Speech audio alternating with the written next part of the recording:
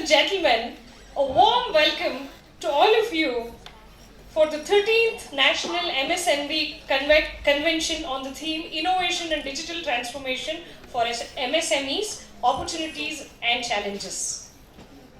The convention is organized by All India Management Association in collaboration with Karnataka Small Scale Industries Association, Kassia and Bengaluru Management Association. Ladies and gentlemen, I again extend a warm welcome to all of you.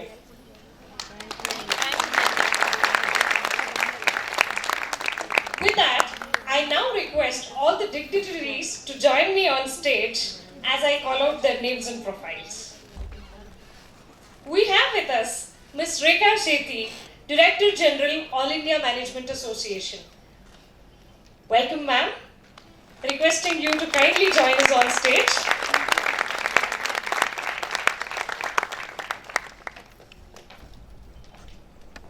Next up, we have Mr. Shashidhara Shetty, President, Karnataka Small Scale Industries Association, Kassia. Welcome, sir.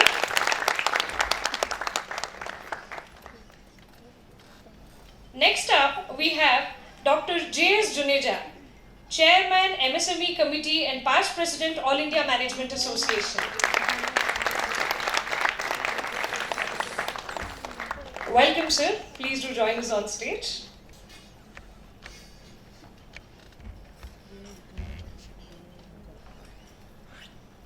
Next up, we have Mr. Nikhil Sahane, President, All India Management Association, Vice Chairman and Managing Director, Triveni Turbine Limited.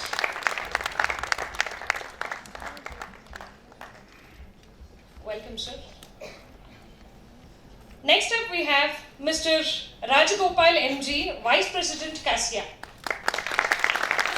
Welcome, sir. Please join us. And we have with us Mr. Nagaraju S., Honorary General Secretary, Karnataka Small Scale Industries Association.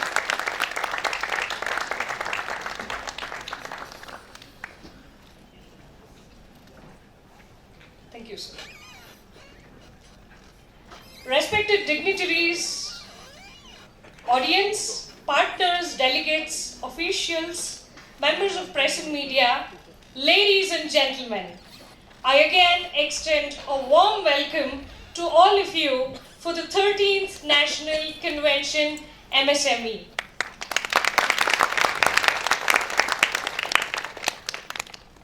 In our Indian tradition, it's a customary practice to begin any event by lighting a lamp. I request all the dignitaries to join us in inaugurating the ceremony by lighting a lamp.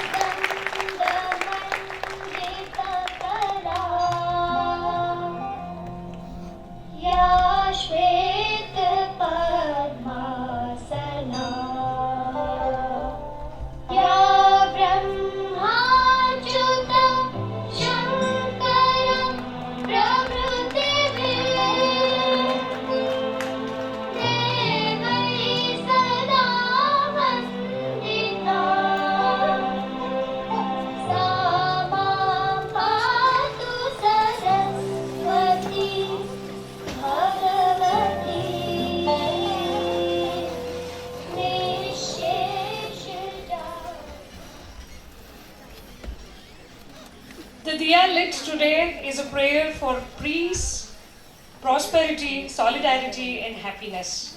Thank you all the dignitaries for doing the honors. Now, I request all of you to please raise for we shall present the state anthem.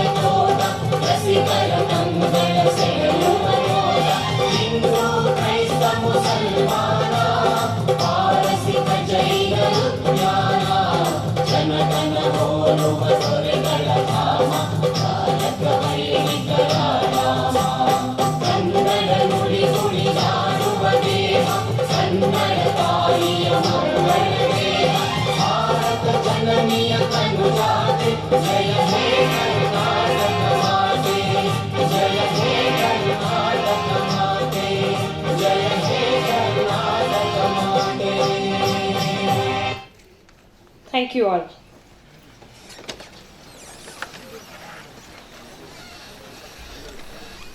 To avoid disruptions during the convention, I request all of you to kindly put your phones on silent or switch them off. We now begin a brief introduction to the convention. May I request Director General, All India Management Association, Ms. Rekha Sethi, to kindly provide the introductory remark. Mr. Nikhil Sawhney, President IMA and Vice Chairman and Managing Director Triveni Turbine Limited, Dr. J.S. Juneja, Chairman MSMEs and past President IMA, Mr. Shetty, President Karnataka Small Scale Industries Association, Mr. Rajagopal, Vice President Kassia, Mr. Nagaraju, General Secretary Kassia, ladies and gentlemen. It's a pleasure to have you all with us this morning, and I thank you for joining us for IMA's 13th National MSME Convention. Nikhil, it is a pleasure to have you with us, and many thanks for joining us at the convention despite your very busy schedule. You're a prominent industry leader and you have a deep understanding of the issues faced by the MSMEs. You also have a clear and strong ideas about how the MSMEs can be transformed to play a greater role in the growth of the economy. We look forward to hearing your address. Dr. Juneja, you are the architect of this convention, and we admire your endless enthusiasm and commitment to the cause of the MSMEs. Your leadership of the MSME initiatives at IMA is vital for our efforts to raise the MSMEs management capacity and efficiency. Thank you for your guidance and encouragement. Mr. Shetty, Mr. Rajagopal, Mr. Nagaraju, IMA is delighted to collaborate with you in holding the MSME convention in Bangalore. Kassia is an outstanding organization and it has made a tremendous contribution to the MSME sector in Karnataka since its foundation in 1949. IMA is delighted to partner Kassia in reaching out to the MSME stakeholders in Karnataka, and we hope this partnership will grow in the future. Ladies and gentlemen, MSMEs are the bedrock of any economy, and IMA is committed to promote the best and latest management practices amongst the MSMEs. A healthy MSME sector is central to the health of the overall economy. Most of the new enterprises, jobs, and business innovations come from the MSME sector, and the MSMEs hold the key to the structural balance in any economy. While the large firms dominate attention, it is the MSMEs that produce the bulk of goods that are needed by large firms and the consumers. Today, as the economy becomes increasingly dependent on digital technologies and innovation, the MSMEs need to align themselves with the ongoing transformation. Digitalization of operations is necessary for streamlining processes, enhancing efficiency, finding new markets, and developing new ways to reach the customers. Innovation is the key to unlocking the potential of any enterprise, especially the smaller and upcoming ones. Innovation is not limited to product development. It involves reinventing processes, business models, and customer experiences. However, given the limitations of resources and expertise of the MSMEs, it is much harder for them to make the transition. Therefore, the MSMEs could use all the assistance they could get from the policymakers, education and skill providers, management experts, and technology developers. The theme of this convention, Innovation and Digital Transformation for MSMEs, Opportunities and Challenges, reflect this new reality, and the program is designed to address the key aspects of the necessary change. We have an array of very distinguished speakers who will tell us how the MSMEs can utilize digital technologies for innovation and growth. It is a big advantage for us to have Kassia as a partner in this convention, as it brings great experience and expertise in the MSME sector to this platform. I'm confident that the convention will help the stakeholders in the MSME sector to identify strategy and the means to make the MSMEs more digital and innovative. I thank all the sponsors for coming forward and supporting IMA's 13th National MSME Convention and helping us make it a great success.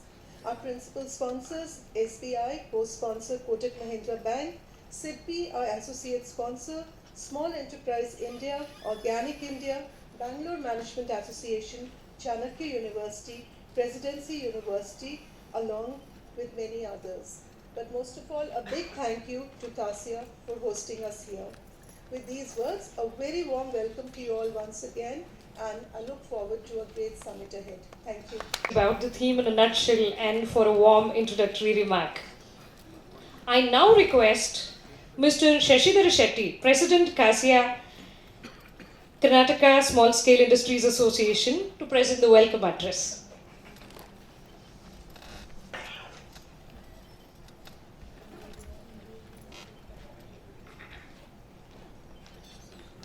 Good morning to all.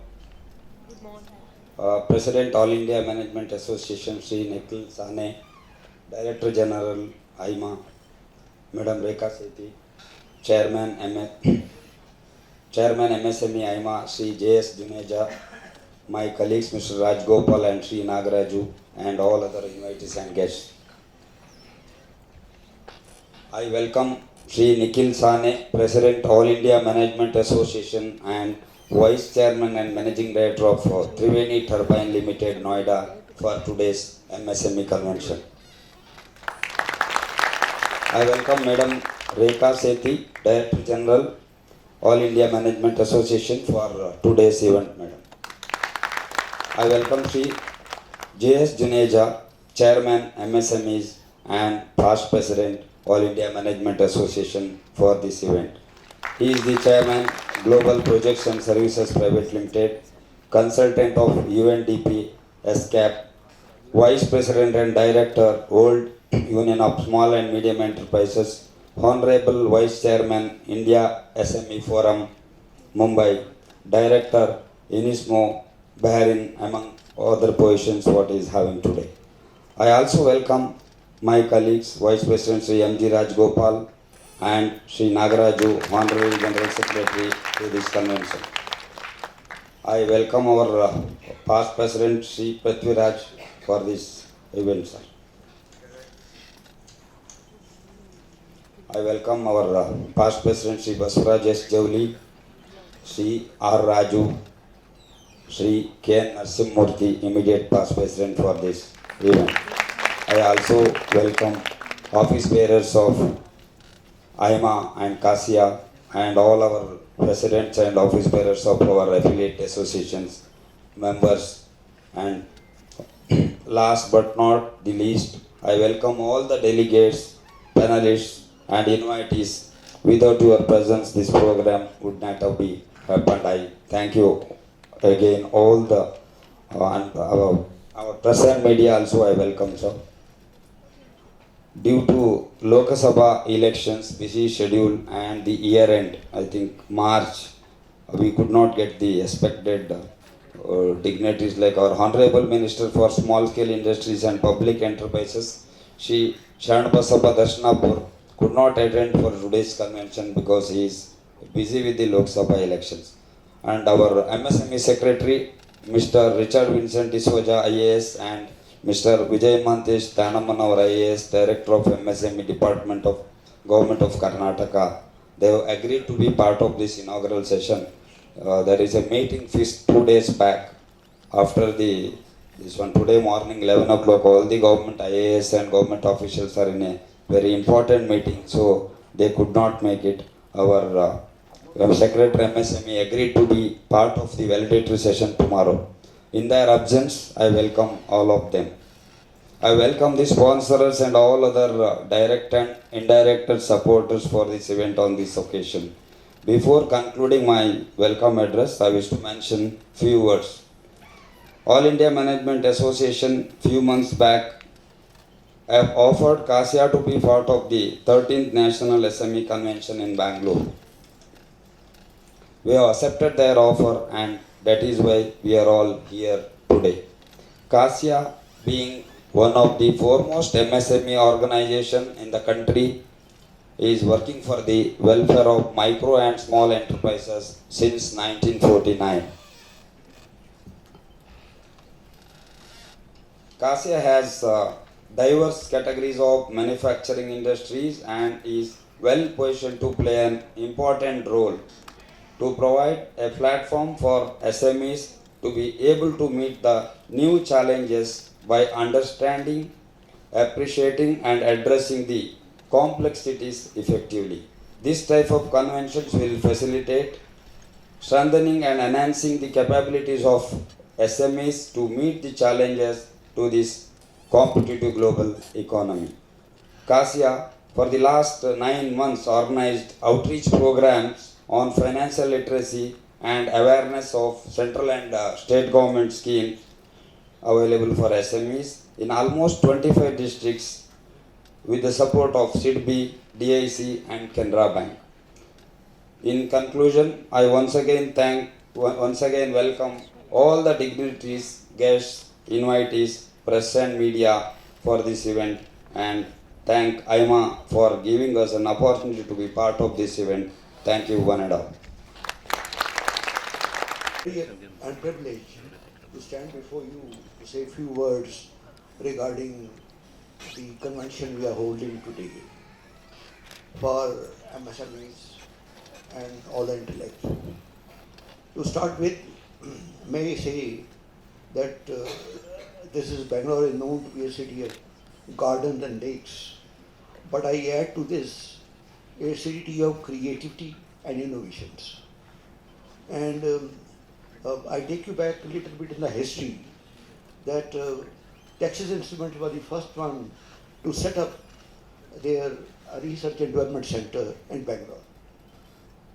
And they were the first one to introduce the simple calculator in USA, which used to be sold for $150 to start with, simple calculator. And at that time it was an amazing thing. But we have gone ahead much more. When Texas Instruments set their office here, they used some Indian people, good people, intellectuals, who you work with Texas Instruments, their head office in New York and in USA. And there has been no looking back. And Bangalore has continued to be creative, innovative, and continue growing, and growing well. And let me also tell you, it has become now Silicon Valley of India. rather recognized everywhere in the world that this is the place to work with. And of course it has become a hub for IT industry. There is no doubt about it. And another thing which I want to tell you was that when I was chairman NSIC, National Small Industry Corporation, we were setting up a display center for machinery, equipment, projects, because we used to get many delegate ministers, prime ministers, presidents of various countries on our campus to see how small industries operate, how the training is done, what need to be done.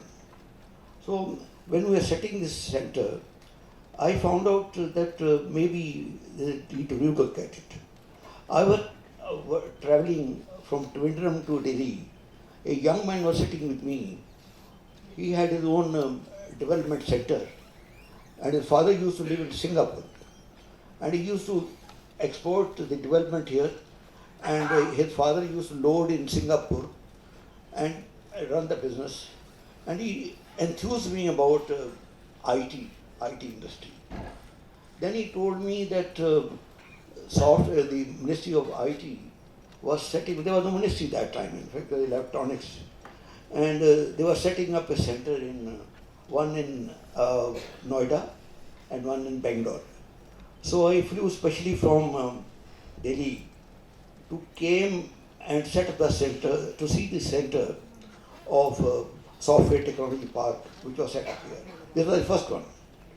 Then I looked at it, I said, then we decided in our board to transform our center for technology display or machinery equipment display in Delhi into a software technology park.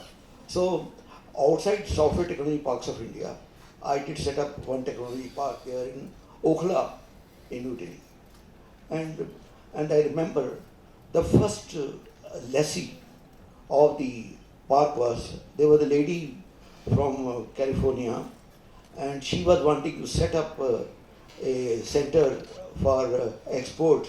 That time, whatever she was doing, she was getting the manuscript and put on the computer, whatever it is, and transfer the data, compile the book, and export to USA. The publication was done in USA at that time. And that was the first lesson. And slowly we had 40 companies working there over the period of time. Just to recapitulate that we have seen the IT industry and the name of Bangalore growing and growing very well indeed.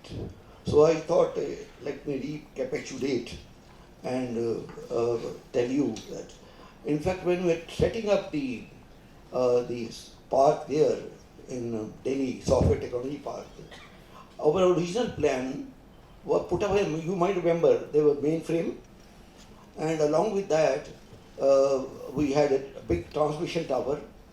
And while we were planning and doing it, the technology changed.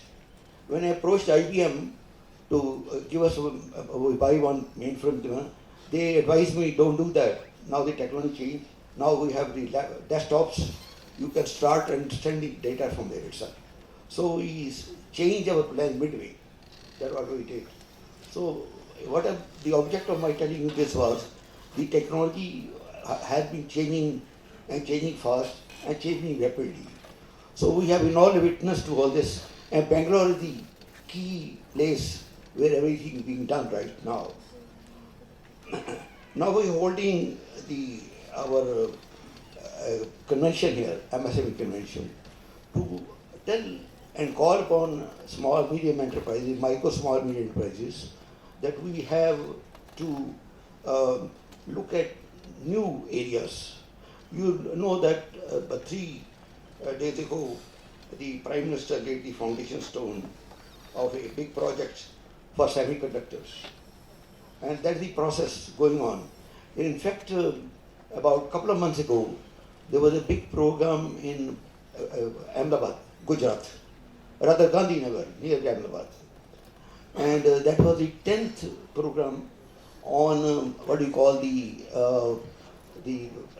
10th Vibrant Gujarat Meet. And the Prime Minister came there. The Prime Minister said he'll start the first one here, now the 10th. They already had attracted 60,000 crore of investments in Gujarat. And Gujarat is doing very well, growing fast. The Chief Minister, he declared several sectors there that we should be doing it. And that time he declared that they were the first state to come out with a policy on semiconductor setup. And the Tatas got the chance and they joined hand with the Gujarat government. The Gujarat government gave the land and everything to them. So they set up a plant there itself in Gujarat, total 1.25 lakh crore there, and an additional facility for testing in Gujarat itself, and one extension center there in near Guwahati. And so they are doing all that, and the Gujarat Chief Minister said they are setting up a center of excellence in IT area, rather not IT, you can say in semiconductors, at IIT Gandhinagar, and they're extending it there, and to train the manpower for the semiconductor industry. Semiconductor industry is expected to create about 60,000 jobs. Investment is large, and India's name for semiconductor chips, and expected in another year and a half, the first product of semiconductor plant will be out.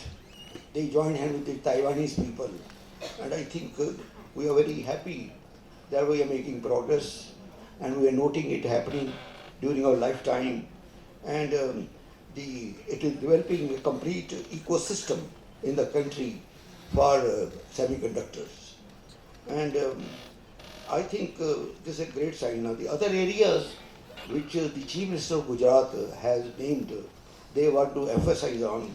Number one is, apart from that artificial intelligence, then biotech, fintech, drones, semiconductor. Semiconductor, of course, they already demonstrated. They put up a policy, and now they have put up the plant. And I think this convention, we have very many eminent speakers here, and in each of the areas are named. And we have Mr. Arora, who is the advisor in the Ministry of Science and Technology, and he's here on innovations. He's done a lot of work on that. Similarly, in all other areas which I named just now, we are experts in this hall, and we are looking forward, learning from them about the developments and how would we go about further on that. And with that, I want to tell you that, in the area of pharmaceuticals, India, of course, is considered to be the pharmacy of the world. Now, India is considered now as an innovation center and digitalization, even in the pharmaceutical area also.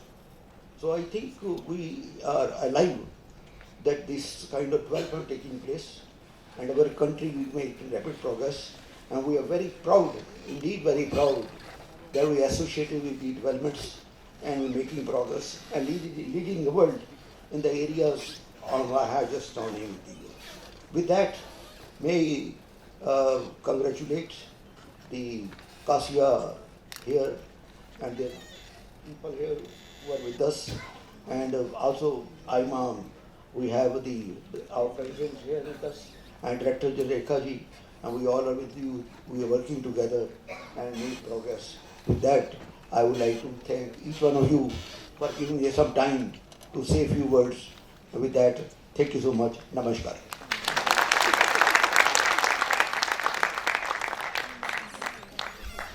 Gratitude sweetens even the smallest moments. Thank you, sir, for taking us back in days, for letting us know the foundation laid for the progress that we are witnessing today. May I now request Mr.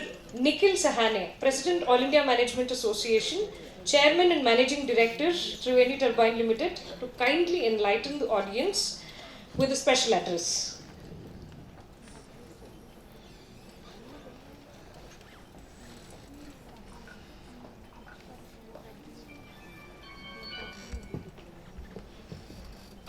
Very good afternoon, ladies and gentlemen. Dr. Juneja, Chairman MSME and past President IMA, Rekha Sethi, the Director General of IMA, Mr. Shashidhara Shetty, President Karnataka Small Scale Industries Association, Mr. Rajgopal MG, Vice President of Kassia, Mr. Nagraju S, Honorary General Secretary. Ladies and gentlemen, it's a pleasure to have you at IMA's 13th National MSME Convention, and we are excited about holding this convention in a city of entrepreneurs and innovators.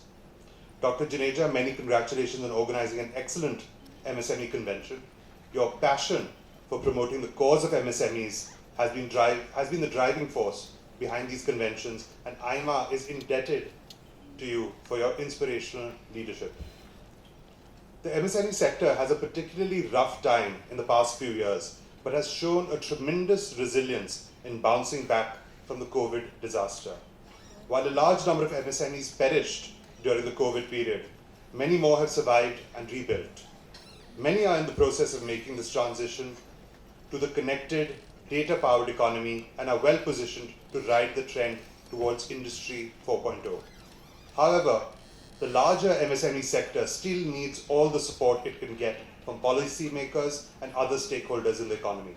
It is offered a tough existence for MSMEs, despite contributing 1/3 of the GDP and employing the second largest number of people after agriculture. As the economy goes digital and profitability and growth get concentrated in technology and innovation, the industrial MSMEs struggle to compete for land, labor, finance, know-how, as well as markets. Most of the MSMEs remain in the informal sector even after the digital formalization drive because they lack the wherewithal for compliance.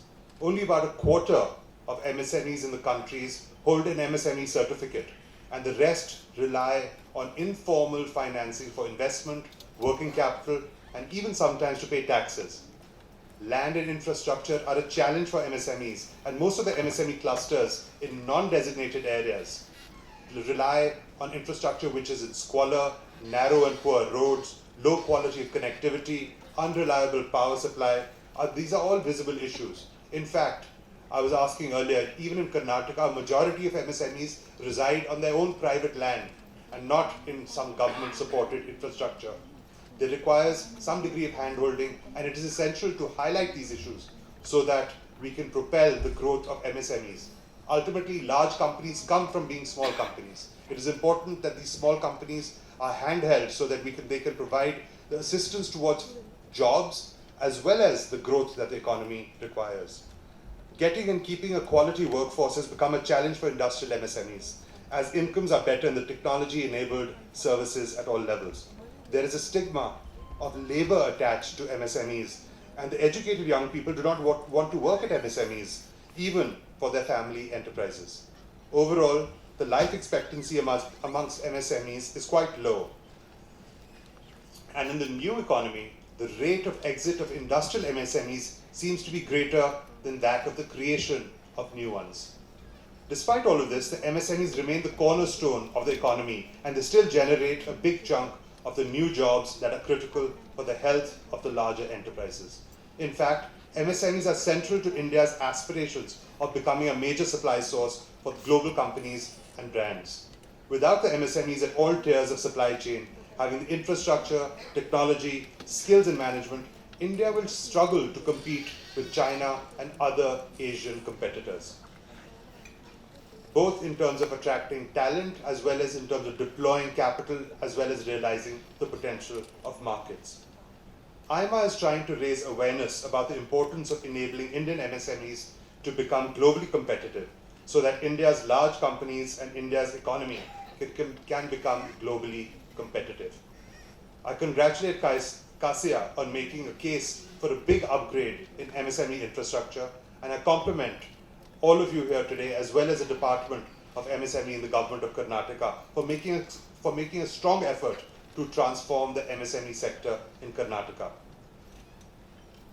Ladies and gentlemen, the small-scale sector is essential for every large enterprise. They form the backbone of the supply chain and value chains of companies. It is imperative that we encourage the growth of these companies through an infusion of technology. Technology is the greatest differentiator amongst people who compete in the market. We have a wealth of talent who will be speaking on these issues further today, but it is important for us to recognize the importance of differentiating one's product, not only in terms of if you are part of a supply chain, but for the end market itself.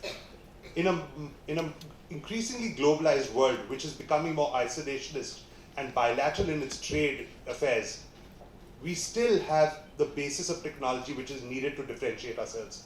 And the technology developmental cycles are being shortened, but more than that, the speed by which technology itself is transforming and the products themselves are transforming is extremely rapid. It is important that MSMEs, as well as all other corporates and professionals, keep abreast of these changes so that they can realize the best of what is necessary for them to make a positive impact in the economy. I congratulate Kassia for all the work that we've done, and this convention aims to highlight the need for digital transformation and innovation amongst India's MSMEs. We hope to nudge the vision and priorities of MSMEs in that direction. Digitization is now essential for doing business. Integrating with digital processes of customers and the government is critical for doing business and having access to finance. Digitization is also essential in improving efficiency, profitability, and the growth of MSMEs. Digitization must be accompanied by innovation, as much of the value is pocketed by those who help their customers become more efficient and competitive. It is critical for MSMEs to not only rely on repeat orders, but to also keep a grip on new products that can be innovated with their clients. Quality is a very imperative part in terms of the global supply chain.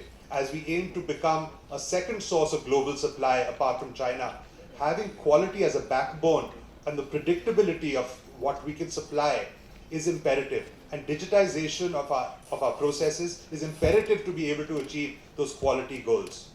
This convention is a great platform for all stakeholders in the MSME ecosystem to share ideas and insights to upgrade India's MSMEs and to make them more resilient and competitive. I'm confident that all the participants will find useful takeaways from this meet, and I urge everyone to make the best use of this opportunity to learn from the best and build new relationships. Thank you very much, ladies and gentlemen. Namaskar.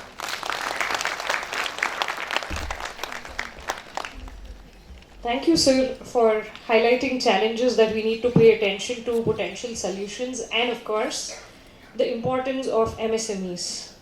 May I now request Mr. Rajgopal, Vice President Kassia, to give us a brief on Kassia.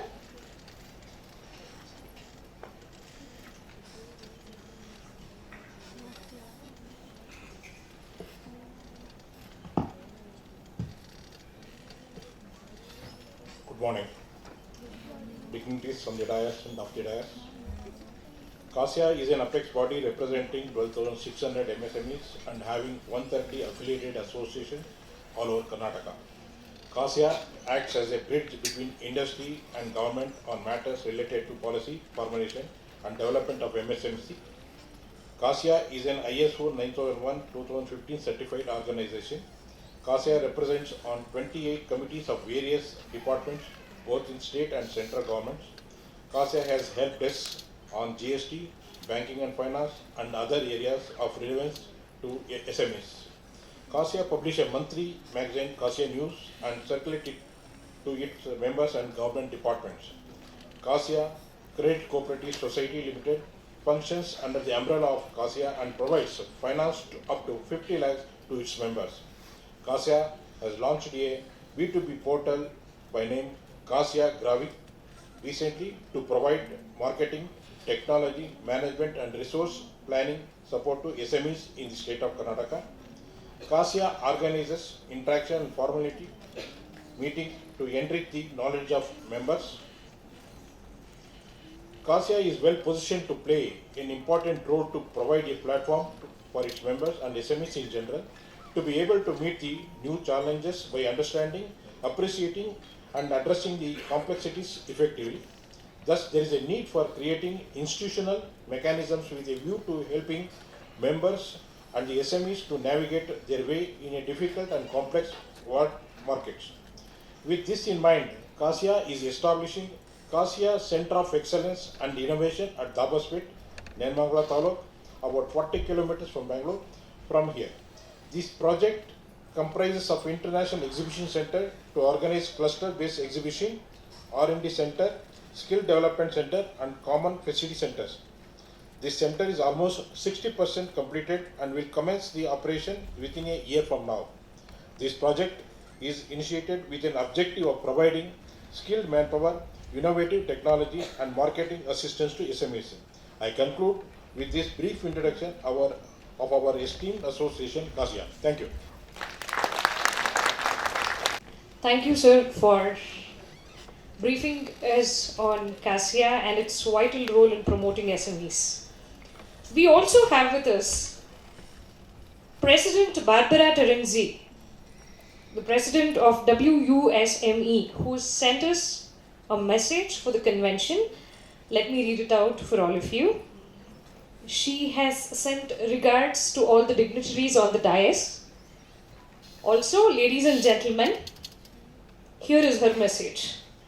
WUSME, the World Union of Small and Medium-Sized Enterprises, is an international organization founded in the Republic of San Marino in 2010.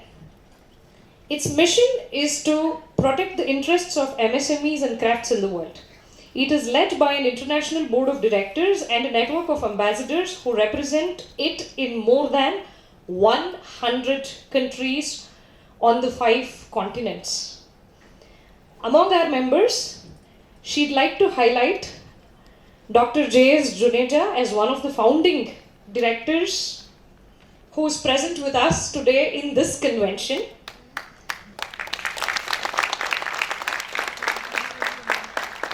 MSMEs are an important part of economy in every country in the world and in recent years are facing complex challenges including environmental protection. Governments around the world are proposing initiatives and policies to support them, although access to finance remains one of the main obstacles they face in achieving the sustainable development goals of the 2030 Agenda.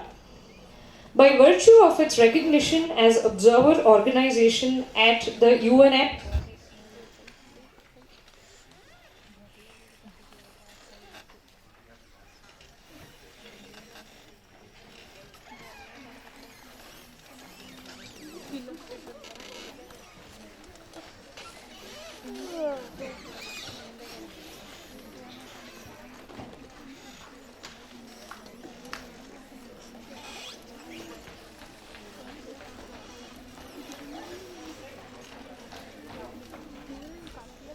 by the virtue of its recognition as observer organization and the UNFCCC WUSME took part in COP28 held in Dubai from 30th November to 12th December 2023, conducting an official side event on the theme MSMEs facing energy transition, innovative solutions in finance and technology for value chains.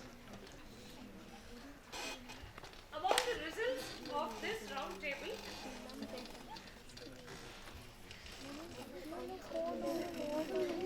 kindly cooperate for we shall continue soon after we have the party.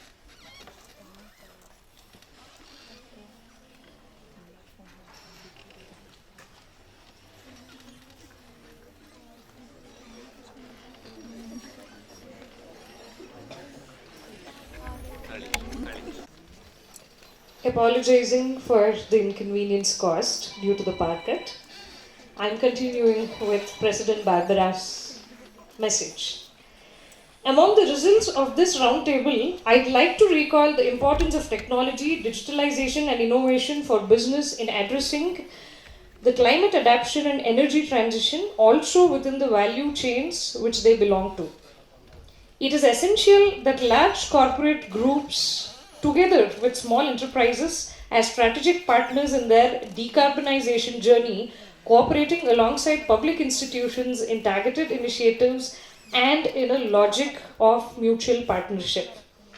We congratulate AIMA on the full success, of this national convention. We look forward to a fruitful collaboration, especially for the benefit of micro, small and medium-sized enterprises. Thank you all for your attention. That was President Barbara Terenzi from WUSME. With that, we have arrived to a momentous point, culmination of works done together by many experts in the core of MSME and bringing together all the ideas and notion in one place in form of convention souvenir.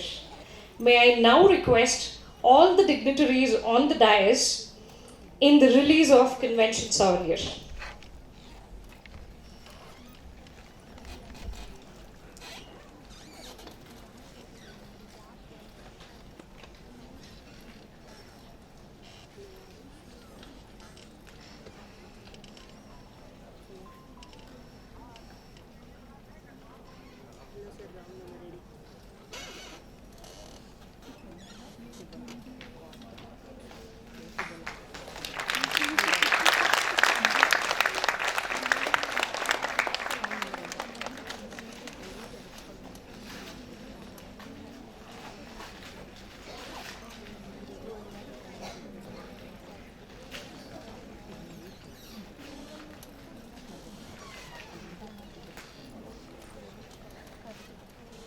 Let's give a huge round of applause to all the dignitaries who presented the souvenir. Thank you, dignitaries. With that, we proceed to the concluding moment of the inaugural session. Our heartfelt gratitude to our esteemed dignitaries for graciously inaugurating the 13th National MSME Convention. May I now request Mr. Nagaraju S., Honorary General Secretary Kassia, to kindly propose the vote of thanks.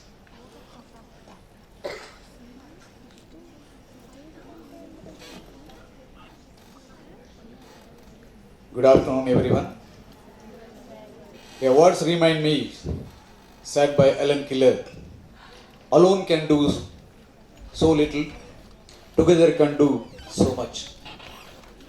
Today, Aima and Kassia witnessed the power of collaboration and share the vision in action. Before we conclude the inaugural sessions of 13th National MSME Convention, I would like to extend our sincere gratitude to all the dignitaries gracing their presence for today's 13th National MSME Conventions. Sir, your participation and insights have truly enriched today's gathering. We are deeply appreciate the support and collaboration demonstrated by all the esteemed guests and the speakers today. I thank Ms. Rekha Sethi, Director General, All India Management Associations. I thank Sri Shashidhar Shetty, President, Karnataka Small Scale Industries Association. I thank Sri J.S. Juneja, Chairman, MSME and past President, All India Management Association. I thank Sri Nikhil Saheni, President, All India Management Association and Vice Chairman and Managing Director, Triveni Turbine Limited. I thank Sri Rajagopal, Vice President, Kassia. I thank past President of all Kassia. I thank all the past President and Secretaries of Kassia affiliated associations. I thank all the media representatives present here for the program. I thank all the participants being part of these conventions. I thank one and all. Thank you so much. Thank you, sir, for the vote of thanks. We wish to extend our gratitude by presenting a token of appreciation, and thereby I request Mr. Shashidhar Shetty, President Kassia, to present a token of appreciation to Dr. J.S. Juneja, Chairman, MSMEs and past President, AIMA.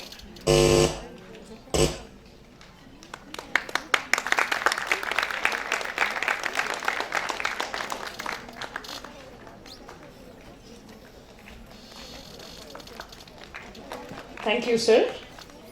I request Mr. Shashidhar Shetty, sir.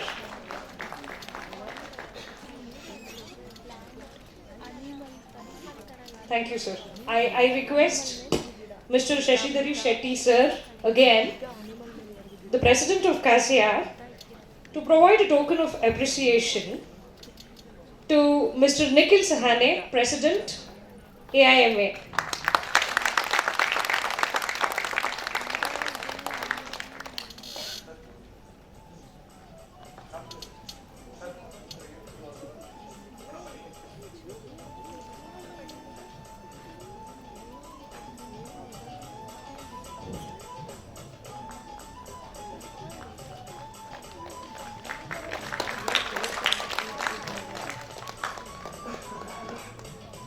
I now request Mr. Rajgopal MG, Vice President Kassia, to present a token of appreciation to Ms. Rekha Sethi, Director General, IMA.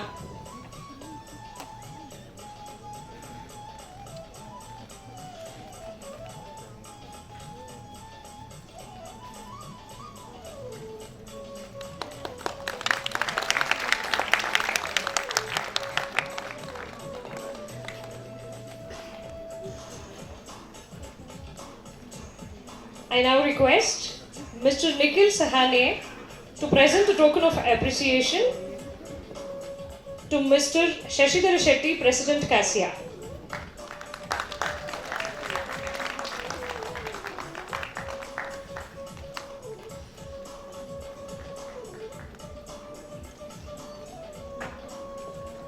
Requesting Ms. Rekha Sethi, Director General, IMA, to present a token of appreciation to Mr. Rajgopal MG, Vice President Kassia.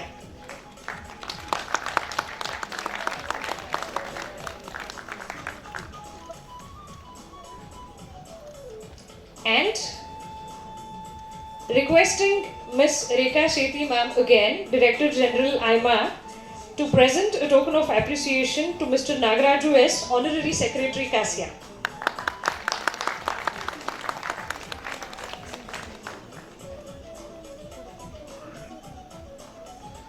With that, we conclude the inaugural ceremony of this convention, and now I announce a very short networking tea break for 15 minutes, requesting all of you to kindly join soon after 15 minutes.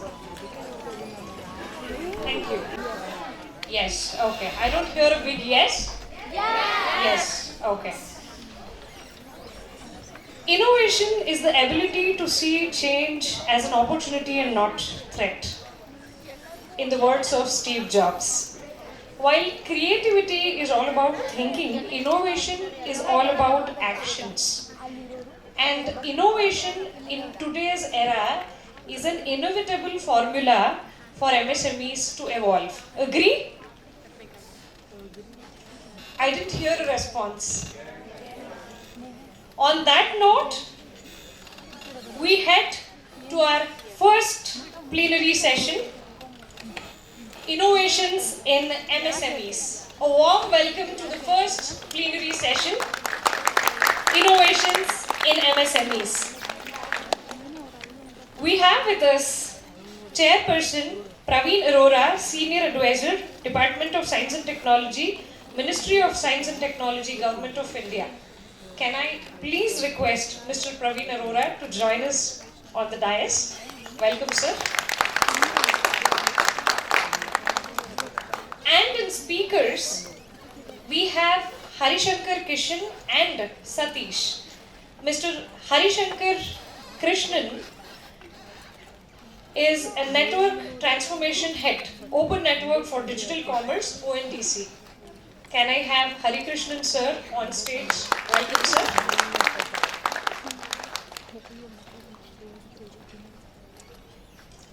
We also have in another speaker, Mr. Satish Ambesange, co-founder and CEO, Pragyan AI Bangalore. Can we have Mr. Satish sir on the dais?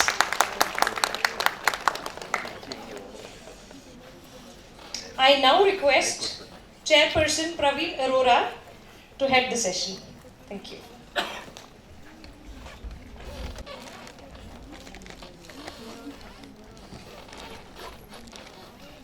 good afternoon, everyone. So, in fact, first of all, let me thank IMA for inviting me to this 13th National MSME Convention being organized at Kassia's auditorium, and to present my thoughts on innovation circle for managing innovation in enterprises. And I take this opportunity to thank Kassia and BMC as well at the same time, so who have been partners to this event and hosting this event at Kassia's auditorium. It's a great honor for me to be here, and of course it is always a very thrilling and proud moment to be coming to Bangalore, the capital of science, technology and innovation, and startup hubs or ICT hubs you call it. So it's a great honor to be part of this event, and of course I am also being made the chairperson, but I do have a presentation, and I also welcome at the same time my co-speakers who are here to present on other dimensions of AI, because I think the topic here is innovation and AI together. So am I right? Are you going to say something on the AI? Open network, and Pragyan is talking about AI.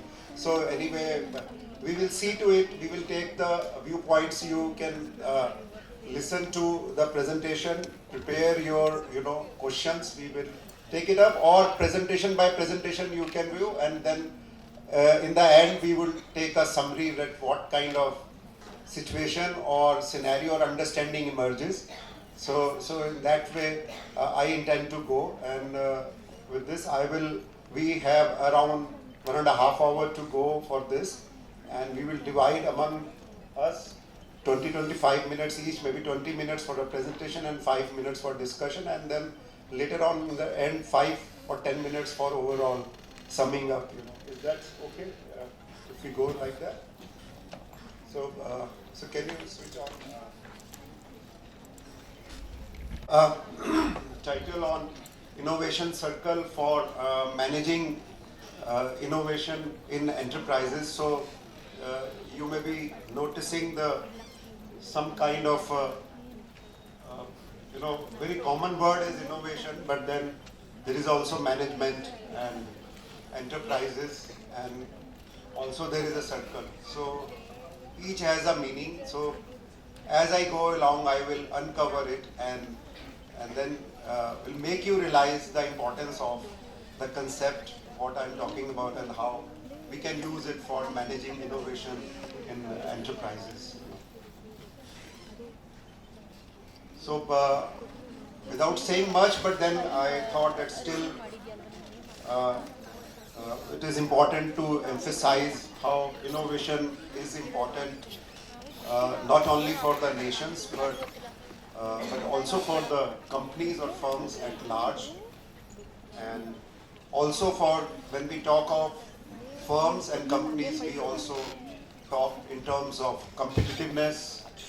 In fact, we also talk of global competitiveness of the nations as a whole, which includes all the actors, including our companies or firms.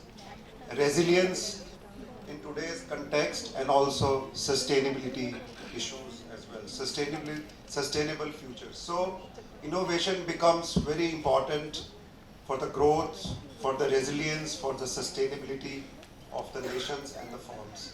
So, and I will come to it how it is, and so if we look into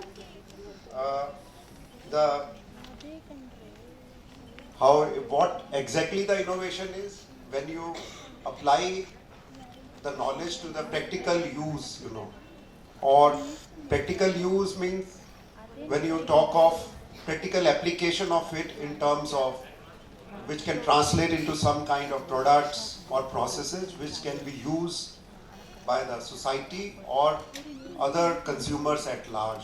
So that is where innovation happens, and when innovation happens, it not only resides just in the lab, so it obviously talks of connecting to the market. So that is how the concept of innovation is.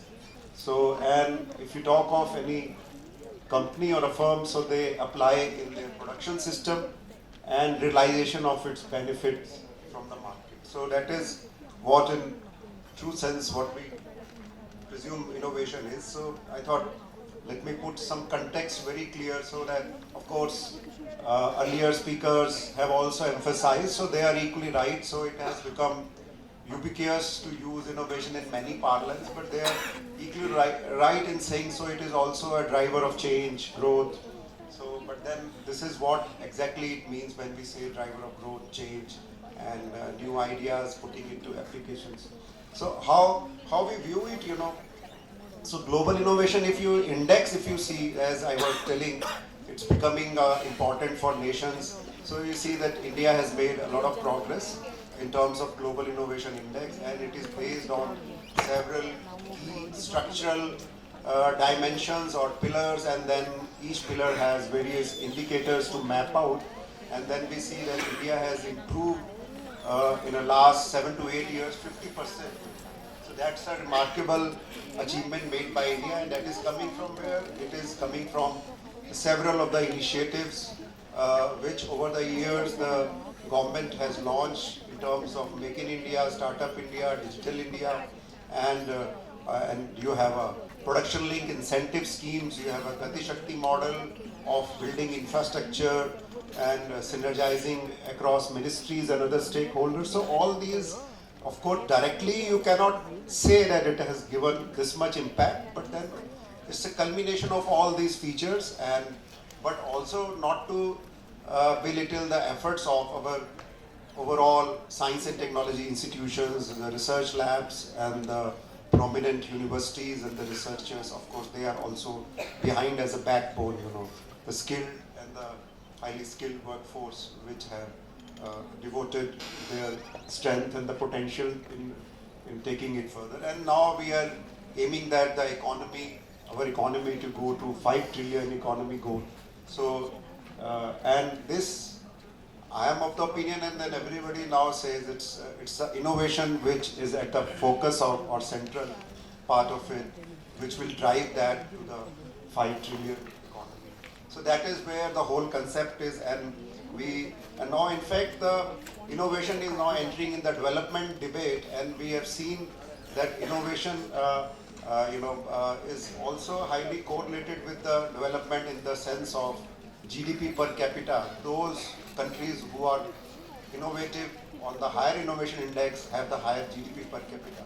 So that's what the assurance is. If we take it 5 trillion, so obviously we will contribute more towards the economy, we will earn also more, and that is where the innovation can catalyze the overall, the potential and the everything from us. So that is where the importance is, and that's why idea is to how to take further this innovation at the firm level. So from this, and if we see one of the prime department from which I am come from has played a pivotal role in coordinating the overall science and technology ecosystem in the country.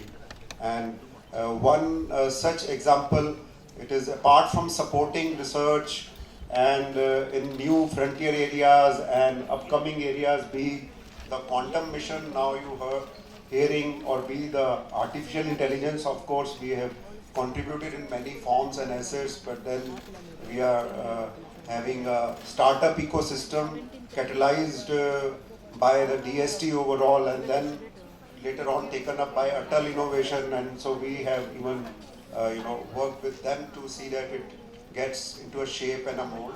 So they're very prominent things, and there is another on cyber physical systems we are working on it, nanotechnology, you name it, or climate change. So DST is working on many such important frontier facets. So all this is happening, and at the same time it is also a central nodal agency for science, technology and policy as well. So if you see that this has all happened not because we were sitting on the same policy, but the policy dynamics has also evolved over the period. If you see science with emphasis on science and technology, we have moved from with focus on R&D in science and technology to innovation over the years from 1958 to just focusing merely on science and then rewarding, appreciating science and promoting, nurturing science to technology, application of science, and then to integrating science and technology in 2003, and finally we have a science, technology and innovation policy in 2030. So all the facets of science, it was not just merely basic research from basic to applied to integrating the two and translation and then finally innovation. So this is what the transformation in terms of the policy. So anything what we do also has an implication, policy implications, and the policy also should match with the dynamics, changing dynamics. Now you have a AI coming up, now you have a cyber security issues, you have a AI ethical issues, you have deep tech kind of fake and other kind of issues. So policies will keep on updating. You have a digital India coming up, you have a data protection issues, you have a personal data. So all those things have to keep evolving. The startup policies have to come up. Now we see a lot of Bangalore is, I think, the first state to even have its own independent set of policies in the vertical domains like startup or even the biotechnology or even the overall some kind of a frame I understand. So that is what is giving a boost and a flip to the each and everything what we do in terms of by taking science and technology and innovation all along. So but then incidentally that was a generic idea to give you. But if you see here, my perspective here is to bring the whole context and focus to the business enterprises or firms and to see that how innovation happens there and then how it can be best managed. So that is what our context is and what we are talking. So if you look into it, there are two approaches in the literature. One is management of innovation, another is economics of innovation, and of looking at innovation in the business enterprises. So both complement each other. Like large surveys are conducted in the economics of innovation framework, and they help us to see how the innovation is happening and to benchmark the innovation potential for the country as a whole against other peers and track the innovation performance of a country. But then the case studies through the management of innovation gives you in-depth understanding, but they have the limitation that they cannot be generalized. But they both complement and supplement each other in better understanding of the context of innovation in a particular country and innovation processes and for its management and also the policy spin-off thereof. So this is how it is.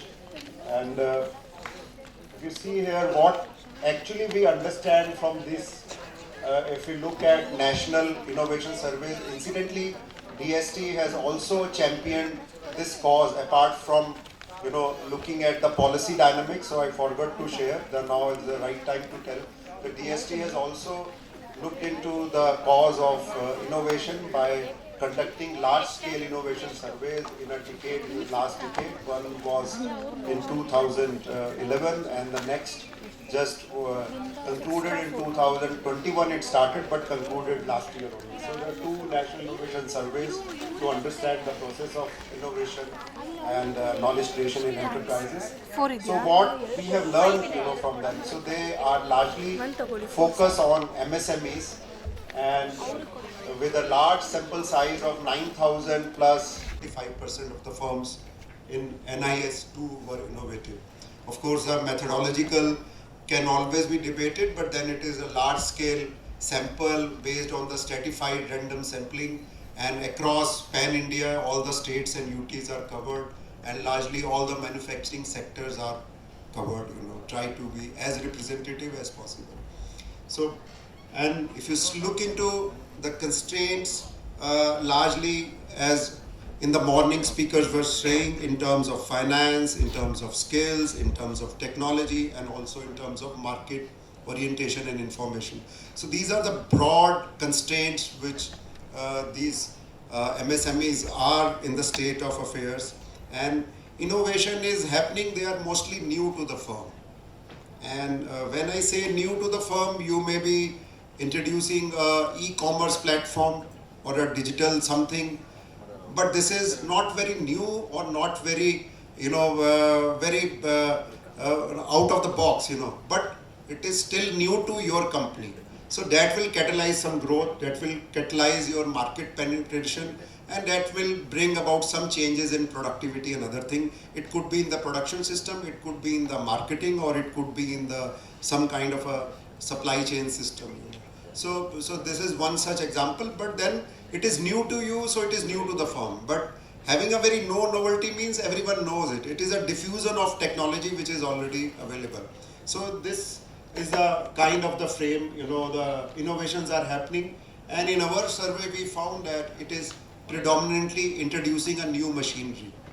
So new machinery, the companies themselves are not building in-house, but they import, maybe higher version of a machinery or something in the process is what they're looking, introduce a new change and then doing and then bringing out, so I can give you to illustrate and to put in the correct, Ludhiana industry framework for the woolen network, woolen garments, So what they were doing was they were importing a German machine and introducing new designs, and which will attract the market, and then they are able to sustain and make some profit during that, and even export it also to our neighbors. So that's how. But somebody has done an R&D, but not Indian, but some German. But at least there is a R&D embedded in it. There is a technology embedded in it. So but you have the recipient. You have diffused it in your environment, in your company, and then try to capitalize to that. So that is one way of doing the innovation. At least it is new to you, but not new to the world, and also not very new to the market. But yet it fetches you. Why? Because the market size is so large. So you play with that and survive, and move on. So these are the units which are living in the comfort zone of price competition. So how you then catapult and catalyze and create so they have to be oriented towards technology. That's what so it means how they can be, they have to enhance their novelty factor of innovation. So at least it should be not new to the firm, but at least new to the national market or local market, national market, or to the global markets. That would be the highest order of novelty of innovation. So that's what our emphasis is. You have to move, you cannot be just sitting idly. And if you sit idle, then you are coming to this kind of a low level equilibrium trap, So it means you are happy in that kind of a phase, just like Jio or Jeene Do, live and let others live, and you are happy with whatever incremental gains you get, and you carry on. But then, is that sustainable? The question is how long you will keep doing this. So when are you going to innovate, and when the day will come again, you have to do a rejig to the whole thing, or bring in a new machinery, or do something else, or even transform, or even change your business altogether. It can happen, it happens in many enterprises. They have to close down and then start de novo something else. So if you don't innovate, these are the possibilities. So another very important point which I missed, of course this is the whole story, but then very important point, significant point, which triggers us is the disconnect. We found a complete disconnect between what is done, what technology, what in terms of R&D, production done in the labs and your industry. So what we do in the labs is not finding a place in the industry. So it means we are creating some violin rhyme, and they are wanting a guitar, they are playing the guitar, something. So it is mismatch, or we are doing the tabla, or they are doing some fast music, Of course there is a fusion, but then fusion can happen once they come together. So that disconnect, we don't find any fusion happening, So that's the kind of music we are into, that kind of a frame. So how to move then? So this is what the understanding from the innovation. So when we go to management of innovation processes, so generally we believe that management will be done by some player, some manager, you know. Of course, large firms have managers and a professional way of managing the things because they have the market power, they have the capital, they have other resources. But what about the MSMEs, those who have only 5 people, maybe less than that, maybe 10 people, maybe 20 people, but then it is still largely governed by an owner who acts as a manager. Is there any team which ideate, which thinks, which creates? So that is a big question mark, you know. So this is what exactly it is, and it is a challenging task not in Indian context but outside as well. So there is still not enough research and applied in practice. So I think this is one area where the young scholars, those who are assembled here, can take a insight or learning from here. If they are interested, they can look into this dimension, see in Indian context, come out with some better policy prescriptions, come out with some better ideas, and help the Indian SMEs, you know. So that is where it is struggling. So we find that innovation processes, activities are often managed intuitively by the leaders or owners as the situation evolves. So depending on the situation, they take a call, and so there is no such proper management or a structure which will manage it. That's what I'm telling. So this is the state of affairs globally, and also in Indian context. There are other issues, as I'm telling you.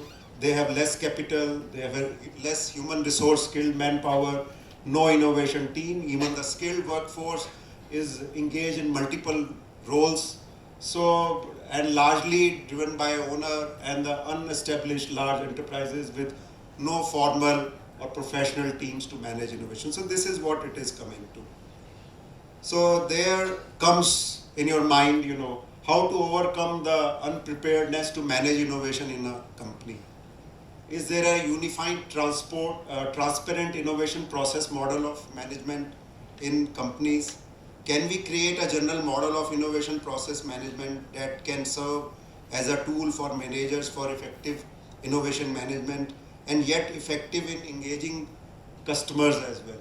So these are the questions which come, you know. So this is all coming from the insights from our DST's innovation surveys and also from the literature. So these are the pointers which come to us, and then sorry.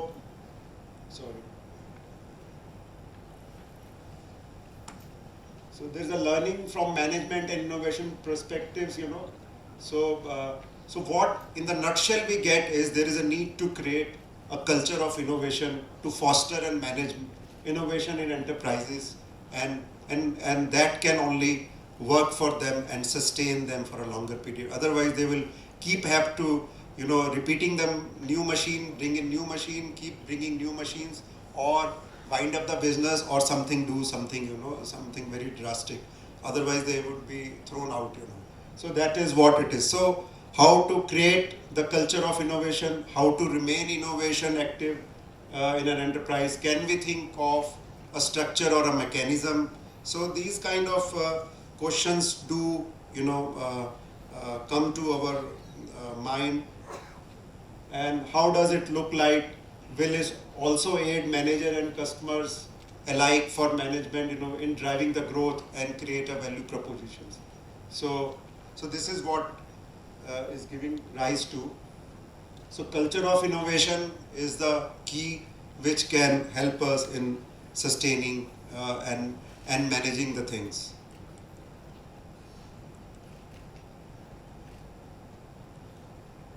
So how does this, what is innovation circle then, you know?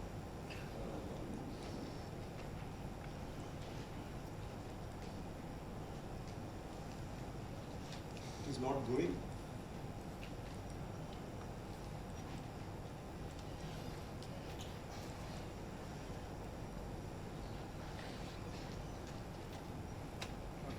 Can you help me?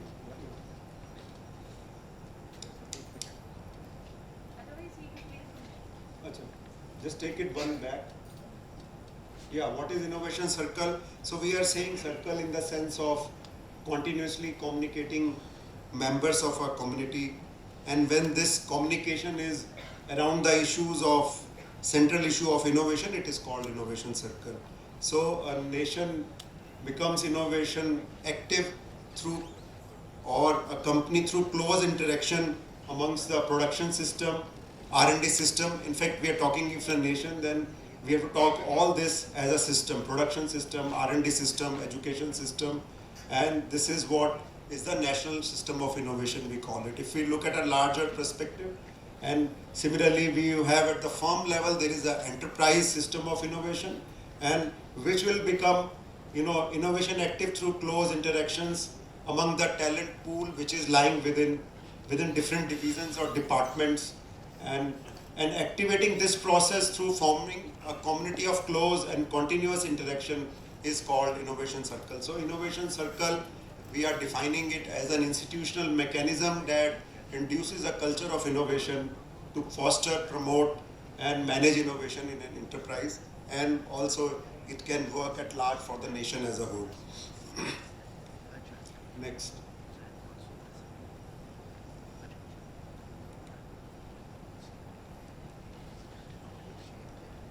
Just, yeah. So, yeah, next problem. Yeah, how does it, I see, look like, yeah. So, so when we say a circle, so we are overruling any hierarchy, like it is not a manager or employee or something, it is not a top down, but it is both. So I will come to it. So there is no straight jacket which fits all, but then it is all about creating space for new ideas, for new knowledge, new innovation and management. And it is about community that is engaged in continuous interactions depending on your strength, weaknesses, opportunities, threat. You can suggest a goal, you can choose a goal which suits you best and which can take you on a higher growth trajectory, and problematize and how to attain that goal. You identify the problem and the issue, and for attaining the same. So this is how the innovation circle, the core is to locate and make best use of the talent pool available inside, and to identify and access talent outside as well. So the driving force for such, however, is the aspiration towards achieving technological capability for competitiveness at the global market. So your goal should be not to just refine to the local or national market, but to the global market. Then only you will start aiming and be able to compete and also thrive for a longer period and sustain it as well. So as some Raj Shetty, a famous economist at the Harvard, advocated that there is no dearth of talent in India, not in use. Possibly we'll lose those Einsteins, So it's a lost Einstein if you are not putting to use your talent into some value proposition. So it is how you create, how you best harness their talent. That is what innovation culture would be all about, and that is what the culture of innovation is. So how it is the model function. So if you see here, as I was telling you, so we have inside it the triangle in a blue, which shows you at one vertex there are 3 pillars, and which is goal, which is interactions, and IM stands for innovation management. So if you have a goal, how the goal will then define your interactions, and you will interact, your employees will interact, your different persons from different production unit will come together, decide, ideate, and then once it is ideated, once it is decided, and maybe they interact with the global supply chain, they can interact, and they form a culture which is called enterprise innovation system, which then could also interact with the government policies, government systems or educational institutions, and once then things are fructified or freeze, then it can come to the innovation management. Then how to manage that from idea to to the pilot thing, to the pilot prototype, from prototype to the lab or something, testing it, and then validating it, and then putting it to the market, and then outreach for the market. So all those things would be taken care once these interactions will culminate in some kind of finalization of idea to be taken further, or some other kind of a decision how to enter into the global supply chain. So this is in nutshell, but it is, I can understand it may not be wise in such a short time to explain everything, but then this is what we have conceived it. In the same way, national innovation system would then interact with the global innovation system to put you in the global institutional structures, whether it could be your WTO, or whether it could be your free trade pact agreement, or whether it could be some other nuances from multilateral and bilateral issues of global supply chain and technology and other whatnot. So this is how we keep evolving and moving. Yeah.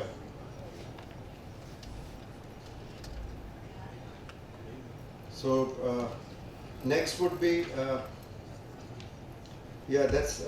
so how it interacts, this is shown in detail, when the national innovation system, as I was telling you, the assessing global support system, collaboration with the global best, access to global market, government level policies for diplomatic exchanges. So this is shown slightly more in detail.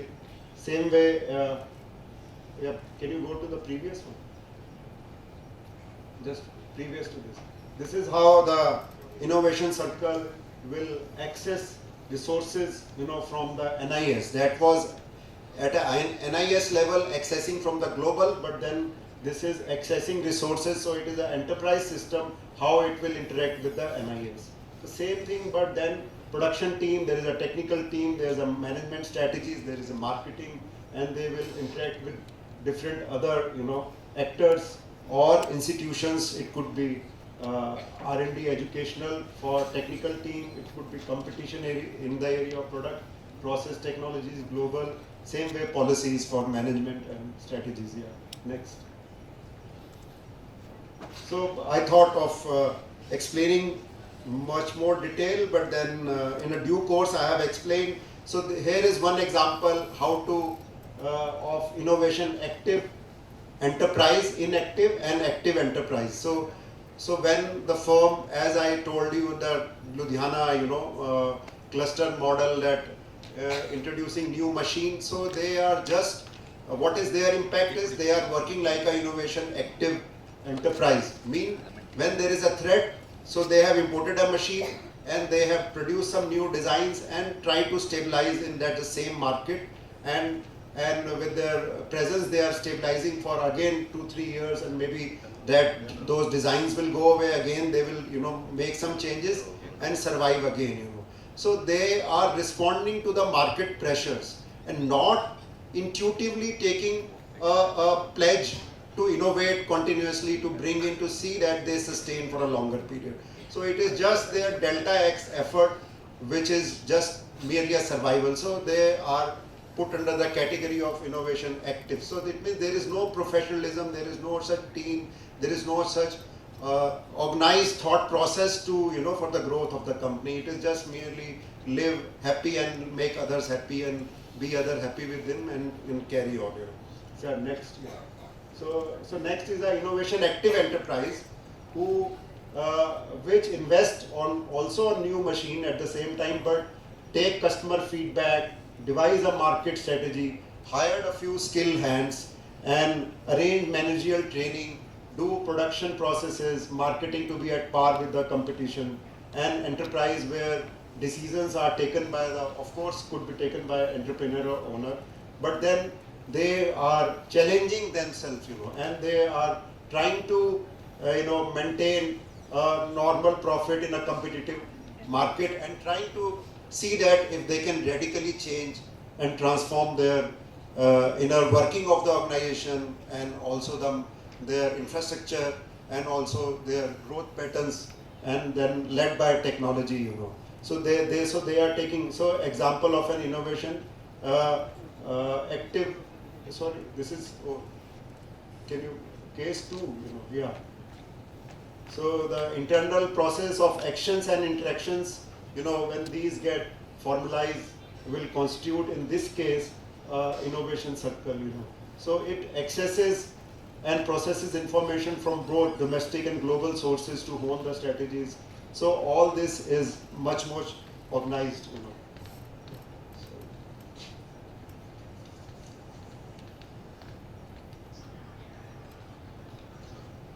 So I just finished in 2 minutes. So next slide, please.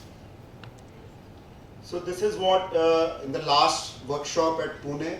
So we had trying to bring out, you know, see how split the stakeholders into teams and try to see if they can, through this concept, they can create an alliance or they can create an therapy, how to induce innovation culture or how the innovation culture will work best in their kind of settings, you know. So it was a very interesting exercise, and these were the few of the questions we were asking them. Do you yourself consider to be innovation active?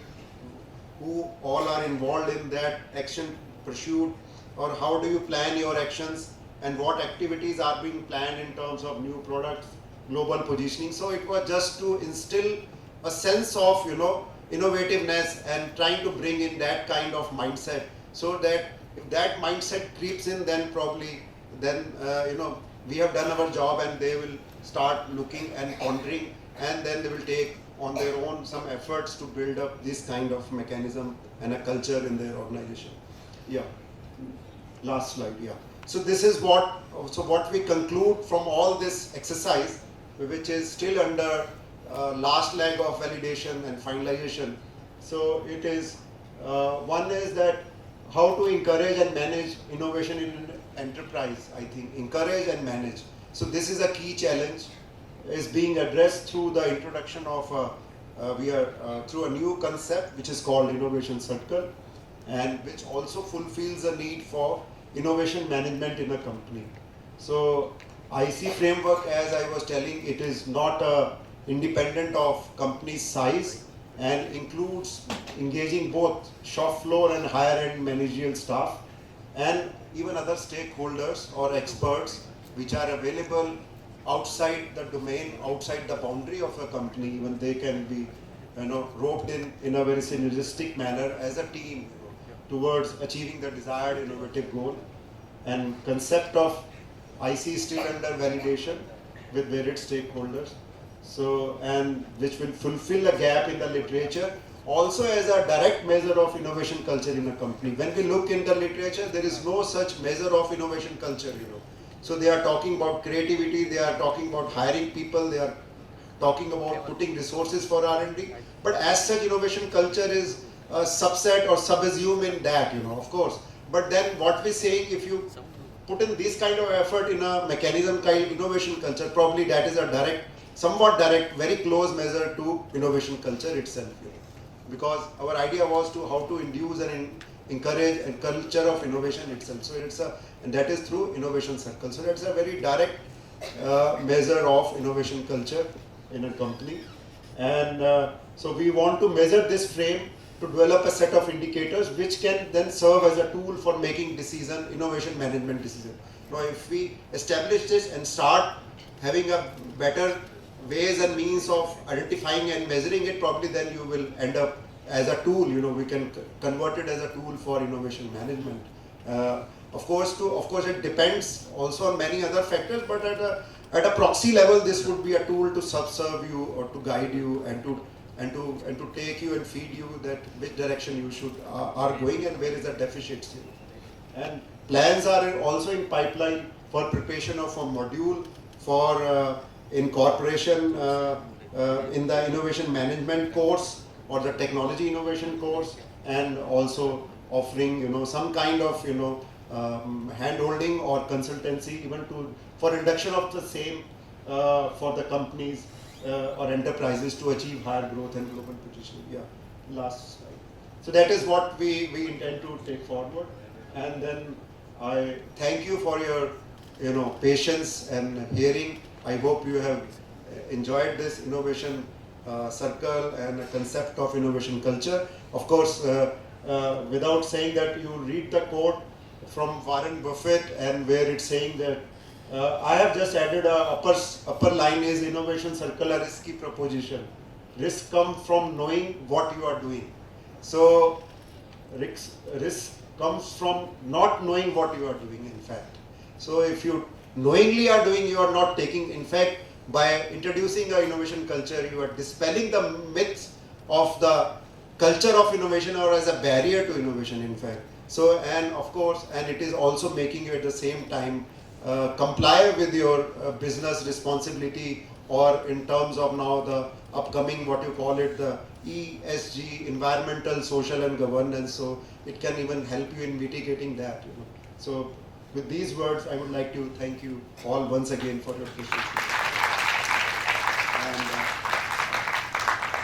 I take this opportunity to invite my co-speaker, Hari Shankar ji, to also say a few words on this. Good afternoon. The topic I wanted to cover very briefly, I'm conscious I'm standing between you and lunch, so I will not take long. Maybe just take 10 minutes to give you an introduction to Open Network for Digital Commerce. I'm part of ONDC leadership team. And how can ONDC really support the MSMEs, right? And in course of, as part of the digital transformation agenda, as part of collaboration, and how can it help grow the business? And how is it that all of us, and I can see a lot of young group here, how is it that we can together help in this journey? So what I will do is maybe give a little bit of an introduction to ONDC first. I have a short video, if you can just play that. It is just to give a 2-minute introduction to ONDC, and then I'll probably take 5-6 minutes to talk about MSMEs. Please, can I have the video, please? Bharat खुलेगा। अब राजू, ये मूंग दाल हल्दी मिर्ची का हुआ क्या?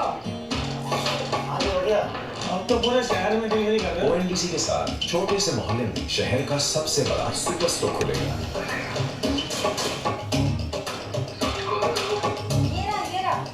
सड़क किनारे बनते दियों के लिए बड़े-बड़े बंगलों का दरवाजा खुलेगा।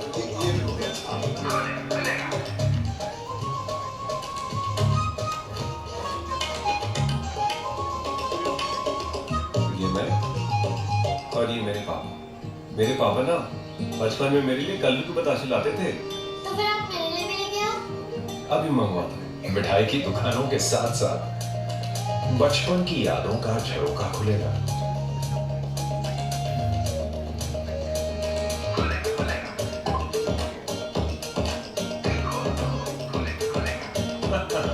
अलीगढ़ का ताला पंजिम पटियाला चेन्नई के हाथों से खुलेगा। कुल्फी खाने का मन कर रहा। चलिए साथ में करते हैं। चाहे मंगवानी हो काम की चीज या कुछ भी चटर पटर, काका काकी के लिए किसी भी टाइम हर दुकान हर शटर आसानी से खुलेगा। इस ओपन नेटवर्क के साथ मिस सपना के सपने खुलेंगे, मिसेस श्रीनिवासन की सोच खुलेगी, मिस्टर एंड मिसेस कपूर का आने वाला कल खुलेगा,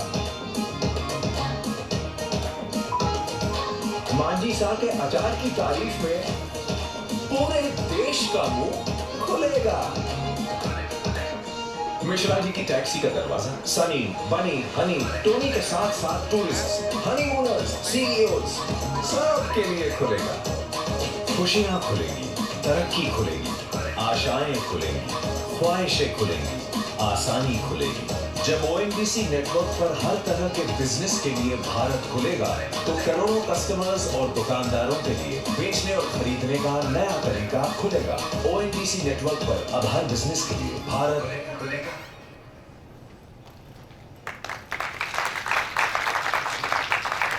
That is a brief introduction on what ONDC is, right? I'll just take 5 minutes to kind of, to talk a little bit about the concept and then come clearly to how is it that we believe this can be a significant enabler for MSMEs, right?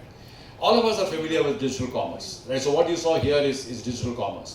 But it's very different from the platform world of digital commerce that we see today, right? So today in a platform world, what happens? You have got big aggregators who bring in customers and suppliers together, and they basically control e-commerce. What happens in that is, one, how fast it can grow is always limited. But more importantly, in the world of e-commerce, we really see that the big industries, the big players, the big, the big enterprises, they tend to gain a lot more. And therefore, this whole digital divide that we talk about, which is, the big becoming bigger and the small losing out, is a risk in the platform world of e-commerce. And one of the things which ONDC does, and ONDC, we are a not-for-profit establishment, we roll up to the Ministry of Commerce, but we are a private enterprise with a lot of participation from banks and financial institutions. And our aim is to try to progress in an open protocol. And what is an open protocol? The closest example you can think of is email or UPI, right? In email, there is not one single email provider in the world, right? Everyone can have their own email system, and there is a protocol by which you communicate with each other, and therefore everyone can send an email to each other. The other great example is UPI, right? All of us have seen UPI, and it's been a phenomenal success in the country. What it means is, you can have an account in any bank, and you can have your payment app can be anything, and you can easily transact and pay money, and that has really transformed how payments work. So we believe that if you extend the same concept to the world of commerce, it can be truly transformative. And particularly for the small enterprises, right? And what we are working on as ONDC is making sure that the small and medium enterprises, and including the nano enterprises, right? They get access to digital commerce. So one example, last month I was in Kanchipuram, and we have got a lot of weavers from Kanchipuram on board onto ONDC. And we provide digital enablement agencies. That means they are the people who actually go on the ground and help people to digitize, help them make catalogs, help them on their pricing, get them onto the network. And we have seen a huge success on weavers getting orders across. Similarly, working with a lot of manufacturing enterprises. In fact, we had a session a couple of months back with Kassia, with Silpi, to see how is it that we can extend this to a lot of manufacturing enterprises. Some of the examples are people making food products, selling into restaurants, right, or manufacturing inputs. We believe anything which is reasonably catalogable, anything which can come onto the open network, and ideally we would like to do this in the spirit of the ecosystem. That means really about MSMEs coming in together through industry associations or whatever is the right ecosystem to kind of bring this onto the open network. Lastly, coming on to the point of innovation, right? And we believe that the open network can be a significant catalyst for innovation. Because if you see today, in a large enterprise system, who innovates, right? It's really the big platform which can do it. But there is limited role for any small enterprise to contribute to innovation in a large platform ecosystem. But in the open network, we believe there will be so many different types of enterprises which will flourish. Someone will come with a great cataloging capability. Someone will come with logistics. You'll have IoT devices, right? You'll have all kinds of things coming in with a whole host of small providers will come and provide that on the open network. And we think that can be a huge boost to digital commerce, particularly focused on MSMEs. Again, conscious, I don't want to overrun on time, but thank you for the opportunity. We are really looking for working close together with the MSME community in how do we take digital commerce on the open network forward. We think it can be a significant growth driver for the economy and for supporting incomes and livelihoods, and looking forward to everyone in the ecosystem working together to take this forward. Thank you.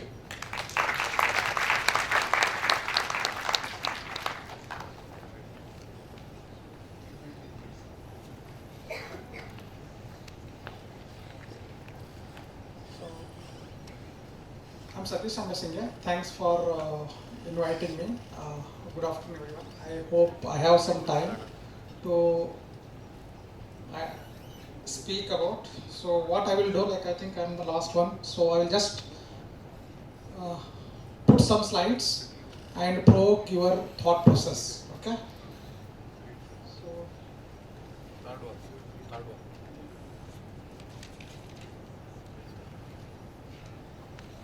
So I don't go the same way because I don't have the time. So just I will try to summarize something.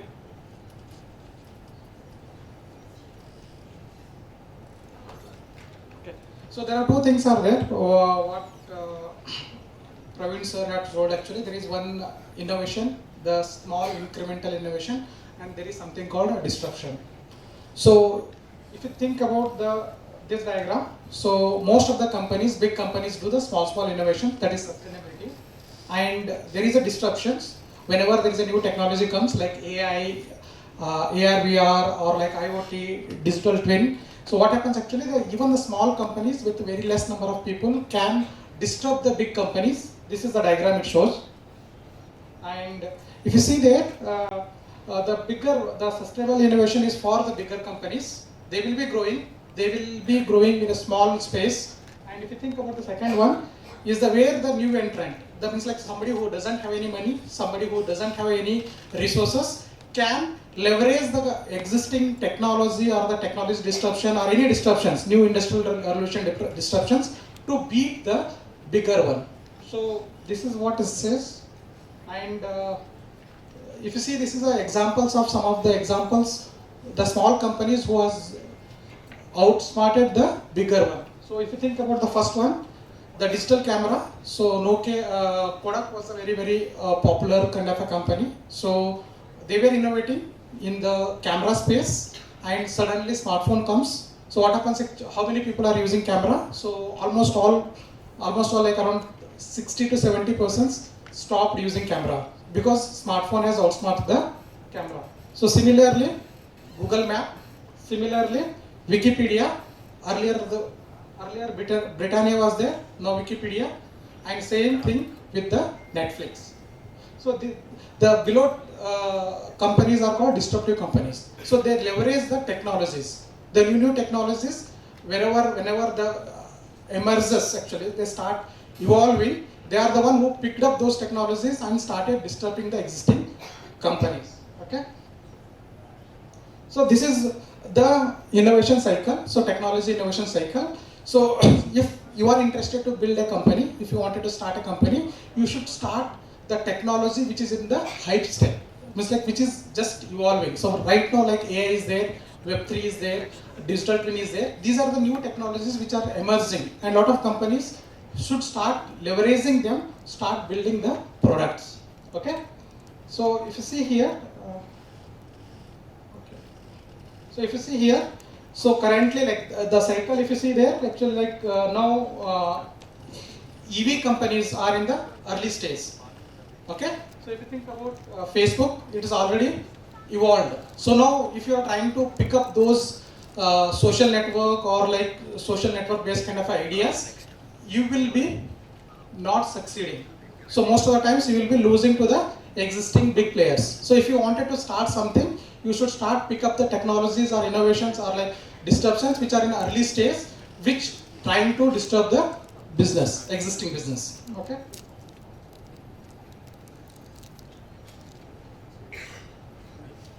Okay. So when we say innovations, we can say innovations in product, we can say innovations in services, we can say innovations in process, we can say innovations in business models, you can say innovations in anything. So you can pick up a product innovations, you can pick a service innovations, you can pick up process innovation. Process means like whole end-to-end development thing. Okay. So other way of thinking about innovations, actually one way is actually technology driven innovations. So I said about like AI based solutions, that is technology driven innovations. Another one is non-technology driven innovations. So if you think about this diagram, so what I am trying to show, Walkman was very popular. Okay. So Sony Walkman was very popular, but suddenly what happens, actually new technology came. What is the new technology? Flash memory. Okay. Leveraging flash memory, what they have done, actually they have come up with something called MP3 players. Okay. So now another new technology comes, something like a iTunes. And what happens, actually suddenly iPod came. So when you see that, like how the innovation started, like so if you are a manufacturer of a Walkman and if you are not leveraging the new technologies like a flash memory or cloud or like some kind of a MP3 formats, then you will be losing. So now there is no Sony Walkman. So Sony Walkman is very popular. So they are not able to capture or adapt to the new emerging technology called flash memory or MP3 or iTunes. Okay. This is the technology driven. So another kind of things, innovations happens in the domain wise also. So lot of domains are getting disturbed. So for example, robots, AI-based robots are disturbing the manufacturing domains. So almost all, if you think about the China, so around 90 million robots they are trying to build. So right now, China is manufacturing hub for the whole world, and now they are moving from human beings to AI-based robots. And that is domain-wise innovations. So domain-wise, like hotel is also getting transformed, manufacturing also getting transformed. Every domain is getting transformed actually. One is the domain-based innovations. You can pick up a specific domain. If you are a domain expert, then you can start innovating in the domain-wise. Or the other one is actually across domain. So across domain means like, if you think about the first one, customer connect or customer engagement. So what I'm trying to do in the AI space. So how many of you heard about AI bot, OpenAI chatbot? So what is a chatbot does actually? Chatbot is trying to interact with the customer through WhatsApp, through voice bot, through anything. So it only, so if you think about the current banking systems, they are using the WhatsApp bot. So you can do basic activities like you can check your account statements, you can get the account statements, you can do a lot of transactions, everything. Okay, customer connect. So a lot of innovations happening in that space, and it is across the domain. So we can use the same OpenAI bot to communicate for house booking or like hotel booking or train booking, that is booking space, or you can do customer engagement for a doctor. What you can do is actually customer engagement for any electronics product.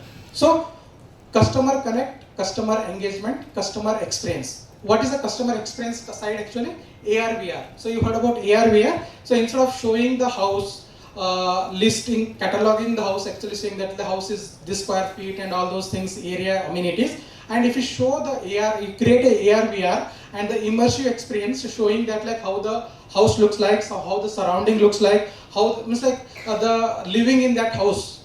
So then what happens actually? People try to enjoy that and try to buy that actually. So it is not only specific to any domain. So you can do the same thing for the automobile industry.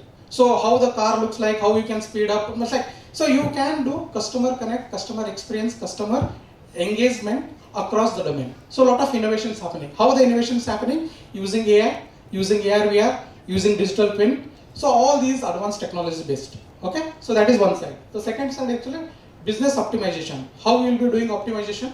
So you will be doing, for example, take a case of inventory management.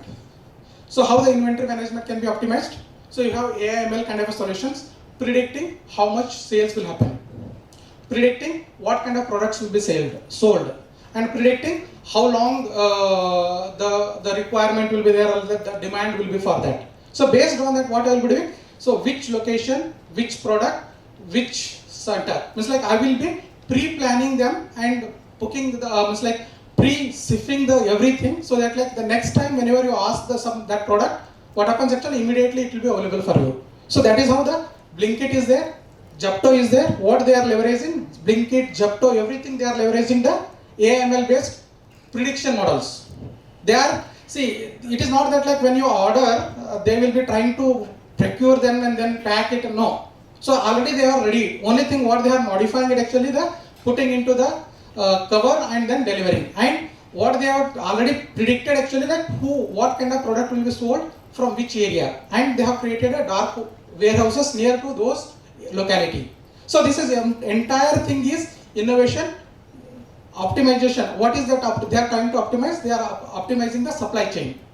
So they are optimizing the time to deliver. So what they are leveraging? They are leveraging the current existing technology. Okay. So this is not only for e-commerce. So it can be done for any other things actually. Okay. Next one is business development. Like so you can do innovations in marketing, scaling, like how the content marketing, how to create a content, how to reach a person, and who like this is where the innovation is happening. So for example, if you try to search any smartphone, what happens actually? Immediately all the Google ads, immediately whatever you are using Google search, everywhere you will be getting the advertisement of smartphone. So it's like they are understanding the person, interactions over the internet, and then they are customizing and connecting that. So these kind of innovations are called actually business development marketing experts. Like so who are there in that domain? Google is there, Facebook is there, WhatsApp is there, Instagram is there. All these people are leveraging your interactions over the social media, and that is the reason they are giving free to you. So when they are giving free to you, they are generating revenue from the advertisement generated by put by the companies. And what they are leveraging? They are leveraging the mass customer base over the platform, and they are leveraging the AI. They are leveraging the data analytics, understanding the sentiment, understanding the demographic of a person, understanding what they are looking for, what they are searching for, and then giving that information. It's like somebody who is trying to advertise on those platforms, connecting them to the right customer. Okay, so these kind of innovations are business development related kind of innovations. You can build solutions on that. Okay, you can further enhance those kind of solutions. Okay, the next one is safety and surveillance kind of innovations. So if you have seen that AI camera, now AI camera is there in most of the traffic signals. What they will do? They will try to capture who is the violator and what is his registration number, and automatically it will try to raise the invoice. And similar thing, if you think about the construction side, what happens actually? Who is wearing the helmet? Who is wearing all those safety equipments or whatever it may be? So whether they are wearing, whether they are not wearing, and whether they are entering to the danger zone or not zone, alerting them. It's like so. Everywhere, like so, in leveraging the technologies. What they are leveraging here? Computer vision, AI solutions. So they are object detection, that is called object detection. It will try to capture the image and it will try to detect the object, and it will try to see the anomaly in that. Anomaly then means like, so actually the person who has to wander around the construction site should be wearing the helmet, should be wearing the boots, should be wearing the, what all things are missing, how much safety hazards exist, and it will automatically alert the nearby person. So these kind of solutions are across domains. So I'm saying that like it can be done in the construction. It is same thing in the traffic. So who is not wearing helmet, who is violating the one way, who is violating, it's like rash driving. So same kind of a technologies, but in the another domain. Okay, same thing if you wanted to say that like forest side, what they will try to do, how the animals are wandering, whether they are in the forest zone or whether they are entering to the nearby villages. It is same computer vision, AI solutions on the camera. So camera captures the image and try to figure out actually whether animals are entering into the nearby villages or not, what kind of animals, or any violations are happening, or any kind of violations happening in the forest environment. So illegal activities happening in the forest environment. So they are leveraging the technologies. So across the domain.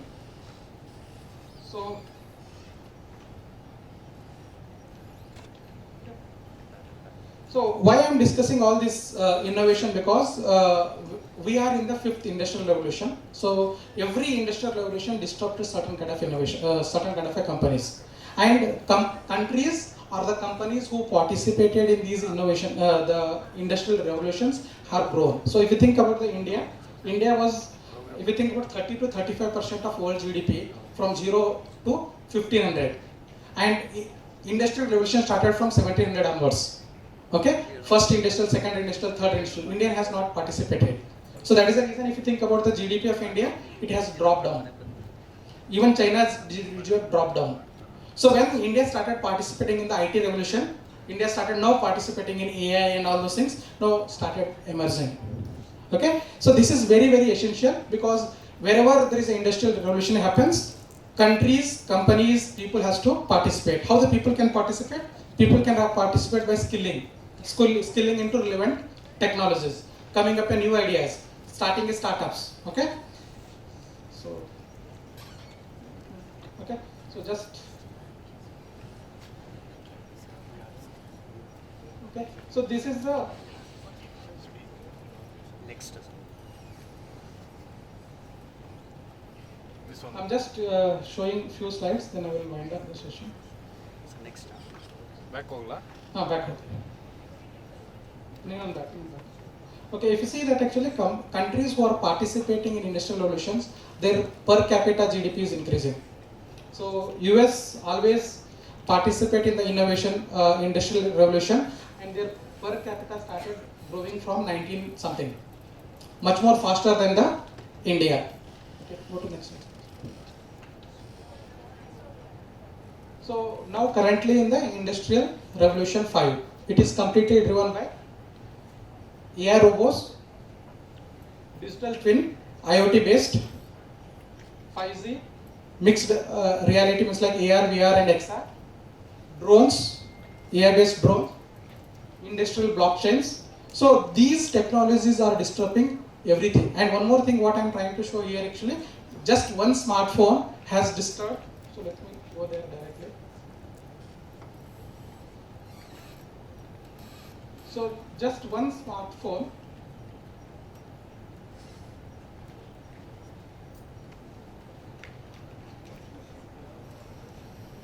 so can we go back?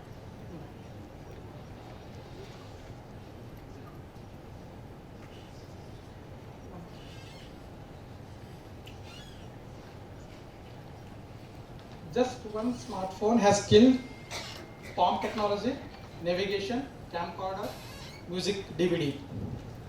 So any one innovation, it not only impacting one, it will try to impact multiple things. The second thing is actually innovations works in collaborations. It is not like isolation. So just one more step. Okay, this one. So when digital camera came in picture, it is not outsmarted the Kodak. But digital camera came, smartphone came, sharing the images came. So when these technology, these solutions come together, they outsmart the bigger player. It is not just one technology. So it is some technologies, some solutions, and all these complementary solutions put together, they will become very, very big and they can outsmart the big player. So similarly, if you think about the Netflix, OTT came, streaming came, AI recommendation system came. So consumer started using the smartphone to consume the videos. So together, the network effect you can say, or combined effect you can say, outsmart the big company. So whatever how big it will be, maybe even Google kind of company can also outsmarted by the smart companies, small companies, if they try to leverage the technology. And what they are trying to do, actually most of the big companies, what they will do, if they see there is a threat, they will try to acquire. Most of the big companies acquire lot of small innovative companies. Okay? So if you are not innovating, so your company will fail. Okay? So, and there is no scope. I cannot say that like I will be staying isolation, nothing will happen without innovation. It is globally connected and free trade agreements with lot of countries. So even if MSME is saying that like I'm not innovating, it doesn't mean that like you will survive. India is not protected. So companies from China, Israel, US, they will come and destroy you. Okay. So, and the second thing actually, none of the companies work without leveraging the technology. So going forward, only two kind of companies exist. One is technology companies, second one is technology enabled companies. So if you think about the first one, so Uber is a technology enabled company. It is disturbing the normal cab service. So the downside is a technology companies. So in going forward, there will be only two kind of companies will exist. One is technology driven, another is a technology companies. So just one example, last example, how innovation happening in the hotel industry. So what happens in the hotel industry, innovation is happening in the application side. So contactless service side, means like the front desk side. So if you think about front desk side, what happens actually? So earlier there will be some people will be there who will be addressing the, communicating and interacting with the people. Now what happens actually now? They will be knowing about some language. Like for example, they know Kannada. And what happens actually, somebody comes from Tamil Nadu, he doesn't able to interact with the person. So may not be able to do proper kind of conversation. Now what happens now? Instead of that, AI-based robots, voice-based communications, multi-language communications, it can understand the sentiment, emotions, then it can respond effectively. Okay, second thing, so no need to go to front desk also. Everything is app-based check-in. So you can check in, you can give your Aadhaar card, everything can be done without even going to the front desk. So that is called mobile check-in. So even if you want to check out, so payment, everything, settlement, everything is there in mobile. So no need to go to the front desk also. You can also check out. So this kind of innovations happening in the front desk side. Means like communication, you can say customer interactions or customer connect side. Okay. So the second innovations, AI based and AI ML based innovations. So what is that is happening actually? So if you see, if they see your profile of travel, profile of preference, like what kind of rooms, like the window side or like beach side view, or like maybe garden view if you like, those kind of rooms. So they already know that what kind of rooms you prefer. Everything is analyzed by the data analytics. And while booking it, actually instead of giving a random rooms, if they try to give the rooms which you prefer within the available what is called rooms. So customer will be more engaged, and instead of saying that like what food, they know what kind of breakfast you take, what kind of lunch you can take, what kind of service you want. If I leverage that information and if I serve you better, what happens actually, you will be revisiting that hotel again and again. So how they are trying to do, they are analyzing your data, previous data, and machine learning is giving what kind of recommendations for that person. So recommendation for what kind of wine you like, or recommendation for what kind of food, breakfast, all those things. Okay, this is the personalized guest interactions. Okay. Now, augmented reality already told. So another thing is actually IoT based optimization of the room.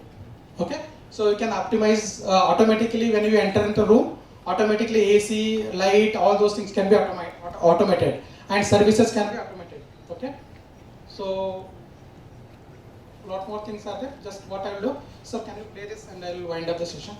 Just play that video. So this is a China hotel.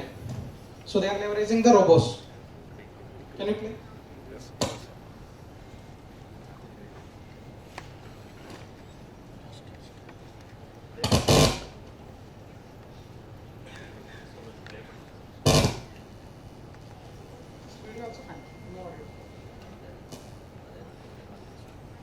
These two videos.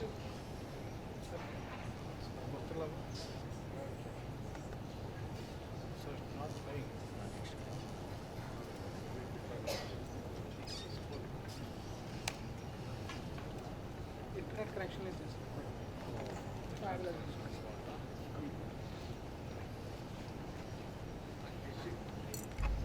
And we have with us the chairperson, Praveen Arora sir, who's going to give us the closing remarks. Over to you, sir. Yeah, not much, but then I do not want to stand in front of between you and the lunch, but then just to sum it up in few lines, saying that so we have learned in this session very thing about conceptually about the innovation, what are the issues, and that was the first presentation, and then what we need to do in through that and how to overcome it. But the two other presentations by Dr. Hari Shankar ji and Satish ji has given you right insight of how to take further, by consumer or by the use of the technology, the market interface and the consumer interface, both have equally demonstrated, one is through ONDC network, another is through the AI applications.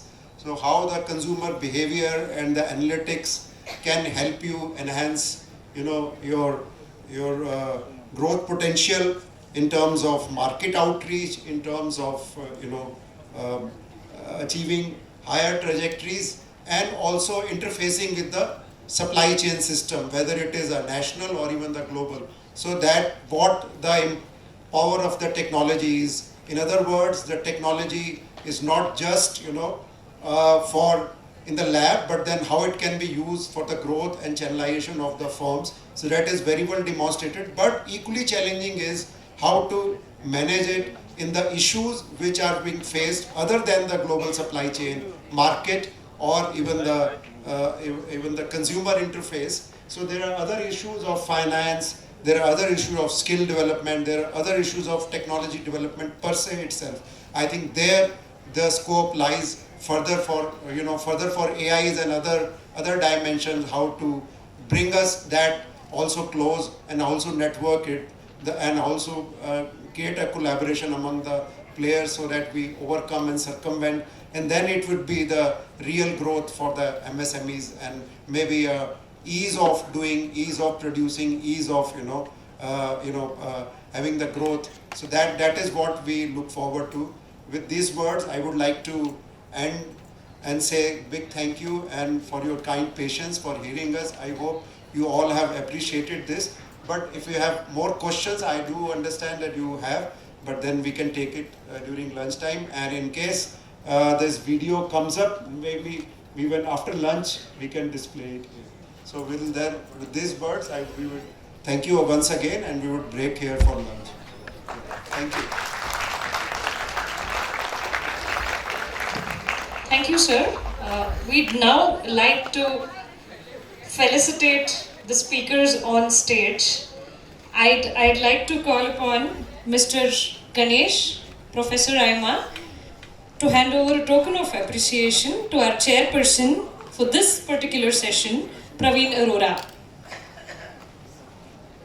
Can we have Ganesh sir on stage?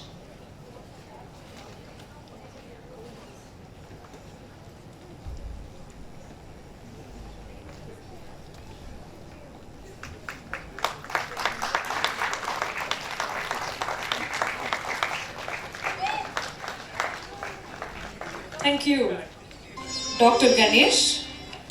And can we have Mr. Praveen Arora to present the token of appreciation to both the speakers, Harishankar Krishnan and Satish.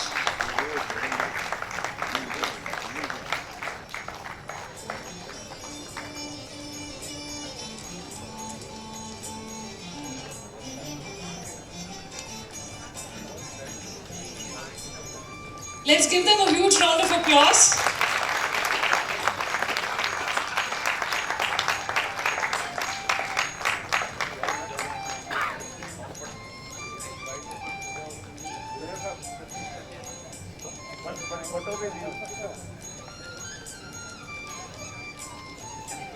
Requesting Dr. Juneja sir to join us on the dais for a picture. Keep the applaud going on.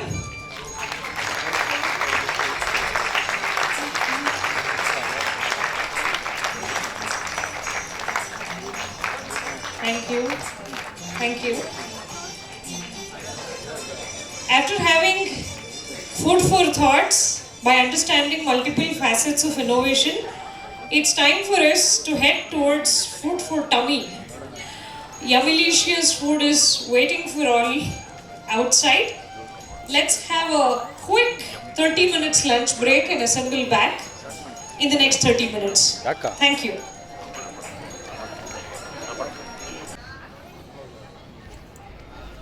Welcome back. Welcome back everybody. Good afternoon. Tummy full?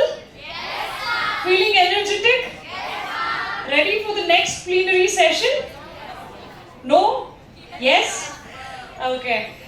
I think it's important, like I said, we were having food for thoughts and then we headed to food for tummy. It's again time for us to get back to food for thoughts.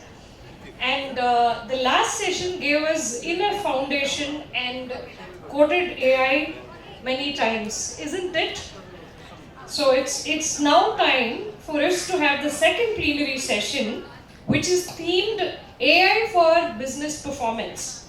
And to head this session, we have our chairperson, K.S. Narayanaswamy, President, Bangalore Management Association.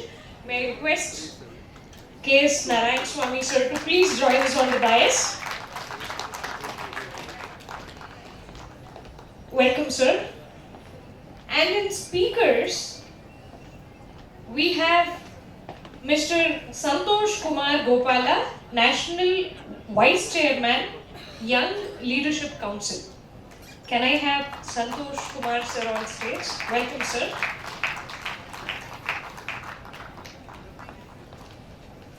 And we also have Mr. Ajayan Kaungal Anand. Sir, welcome to the second plenary session. Please join us on the dais. Thank you. With that, I am handing it over to the chairperson, Mr. K.S. Narayan Swamy, sir.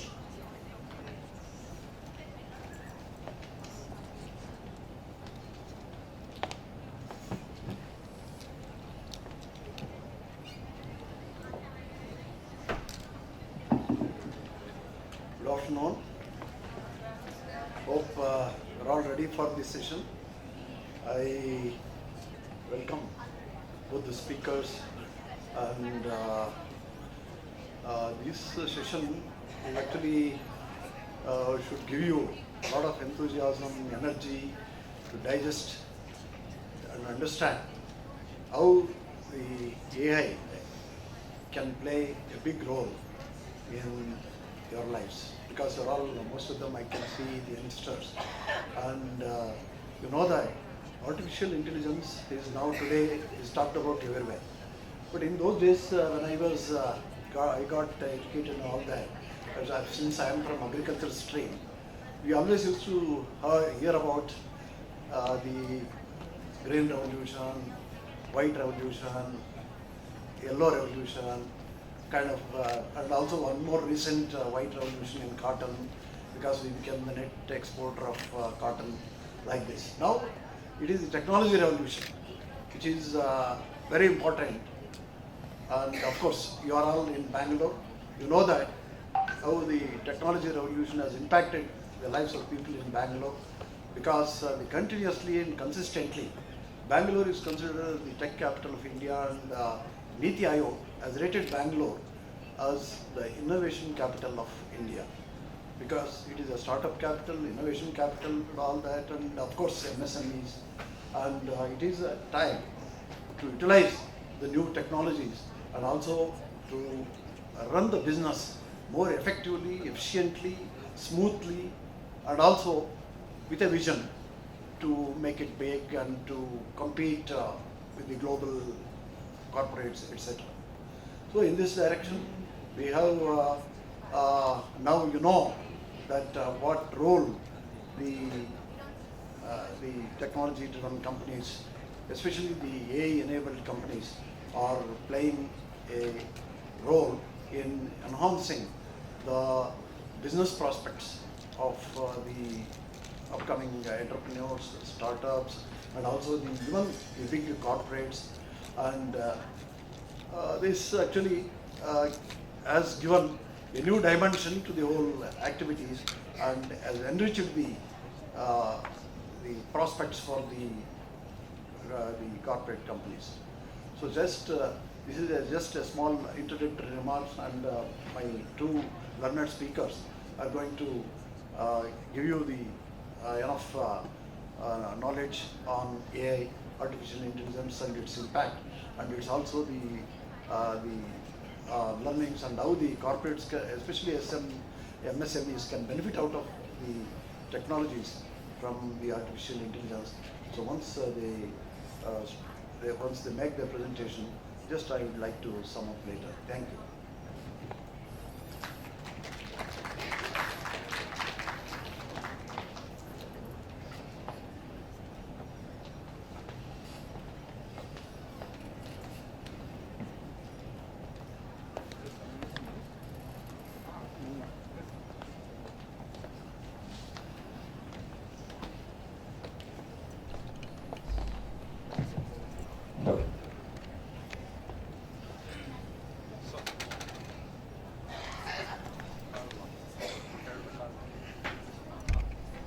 Sora.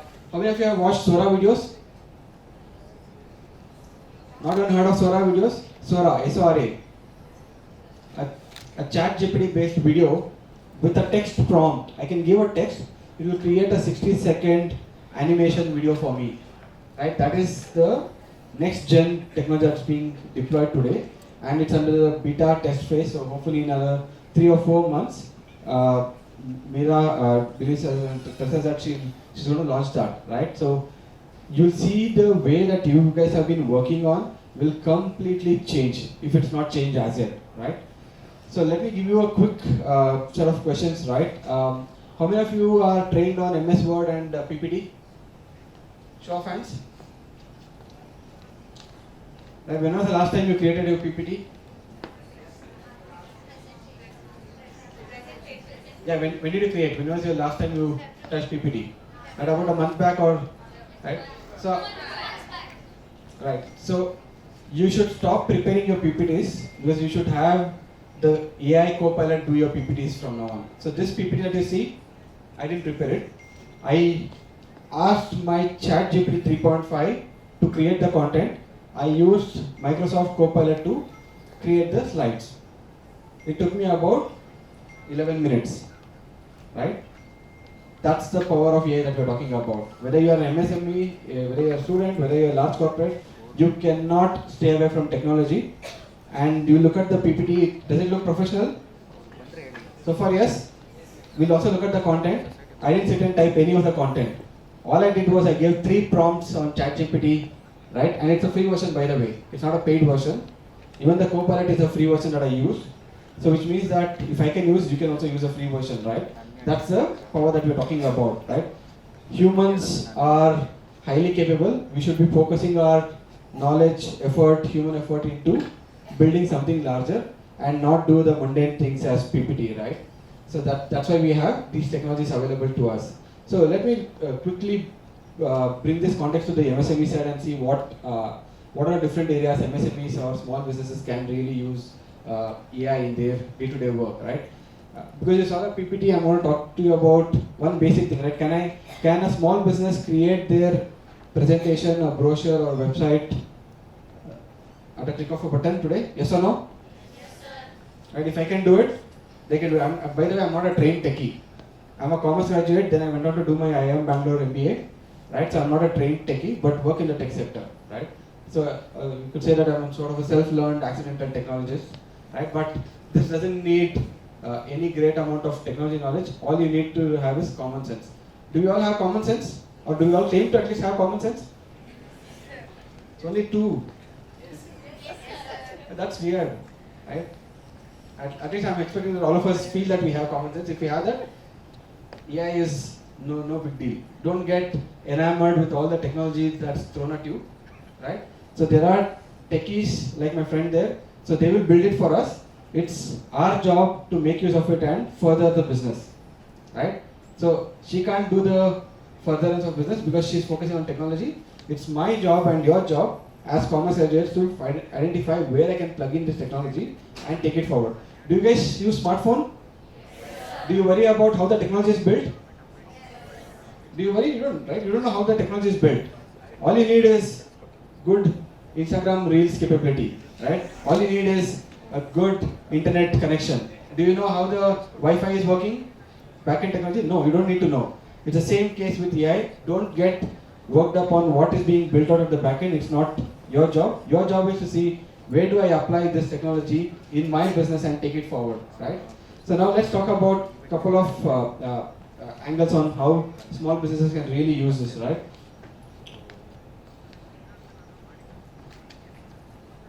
Right. CRM, Customer Relationship Management. Heard of this term? So how can I use AI here?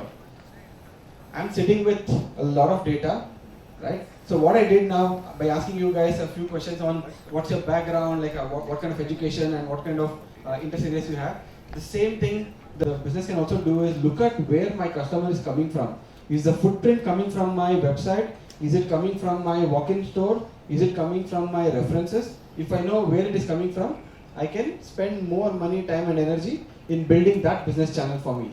That's the power of using the data, and that's where AI comes in really handy. It is not expensive. You have enough and more tools, free tools available, right from SEMrush to Neil Patel's portals. You can use all of them to build your own CRM. And for the Indian businesses, a large part of our businesses happen on WhatsApp. Agree, disagree? Yeah, you all agree? Now, do I need to sit and keep sending out messages to my existing customers or potential customers? Are there tools available? There are tools available that can automate my whole activity. That we call them as what? Chatbots and virtual assistants, right? I don't need to hire 3 more people to be on the call center. I can run a large part, I would say even majority of my customer support by just using chatbots that are built on WhatsApp. There are tools that are called as Haptic, which is on WhatsApp. There is WATI, WATI, which is again on WhatsApp. Why is it relevant to you students? Why is this relevant to you? Because you all want to get a job, right? All of you want to get a job, or all of you want to either set up your own business. If you're doing that, you need to find efficient ways of doing that. And if you get into a job, you should look at how can I add value to my business or my company. And that's where you should look at what other applicable tools are there, where can I apply these knowledges, right? That's where these discussions will be really helpful. So by using just these tools, right, I can take care of all my customer care. I don't need a separate team to handle that. I can have automated messages, I can have FAQs set in there, and any queries that customer have in terms of the customer support or sales queries can be easily channelized. Now, a lot of MSMEs in India have are been on the B2B side of the business, right? What's a B2B? Right? Which means it's not individual who's the buyer, it's the company that is a buyer on the other side, right? And companies have a different requirement, right? It is not just a chatbot that I can satisfy their requirement from, but they also need a robust supply chain management, right? Which means that they will come to you when they need the product, right? And when they need the product, you should be able to supply that. But will I build my products and keep it all the time? Do I need to have so much inventory? That is going to lock in my capital. So what do I do now? I will study my data over the past few years. I'll study the industry, how people are buying, what are the patterns they are buying. Using that data, what can I do? I can plan my own supply chain management here. What do? I will look at seasonality, right? Do you buy sweaters in summer?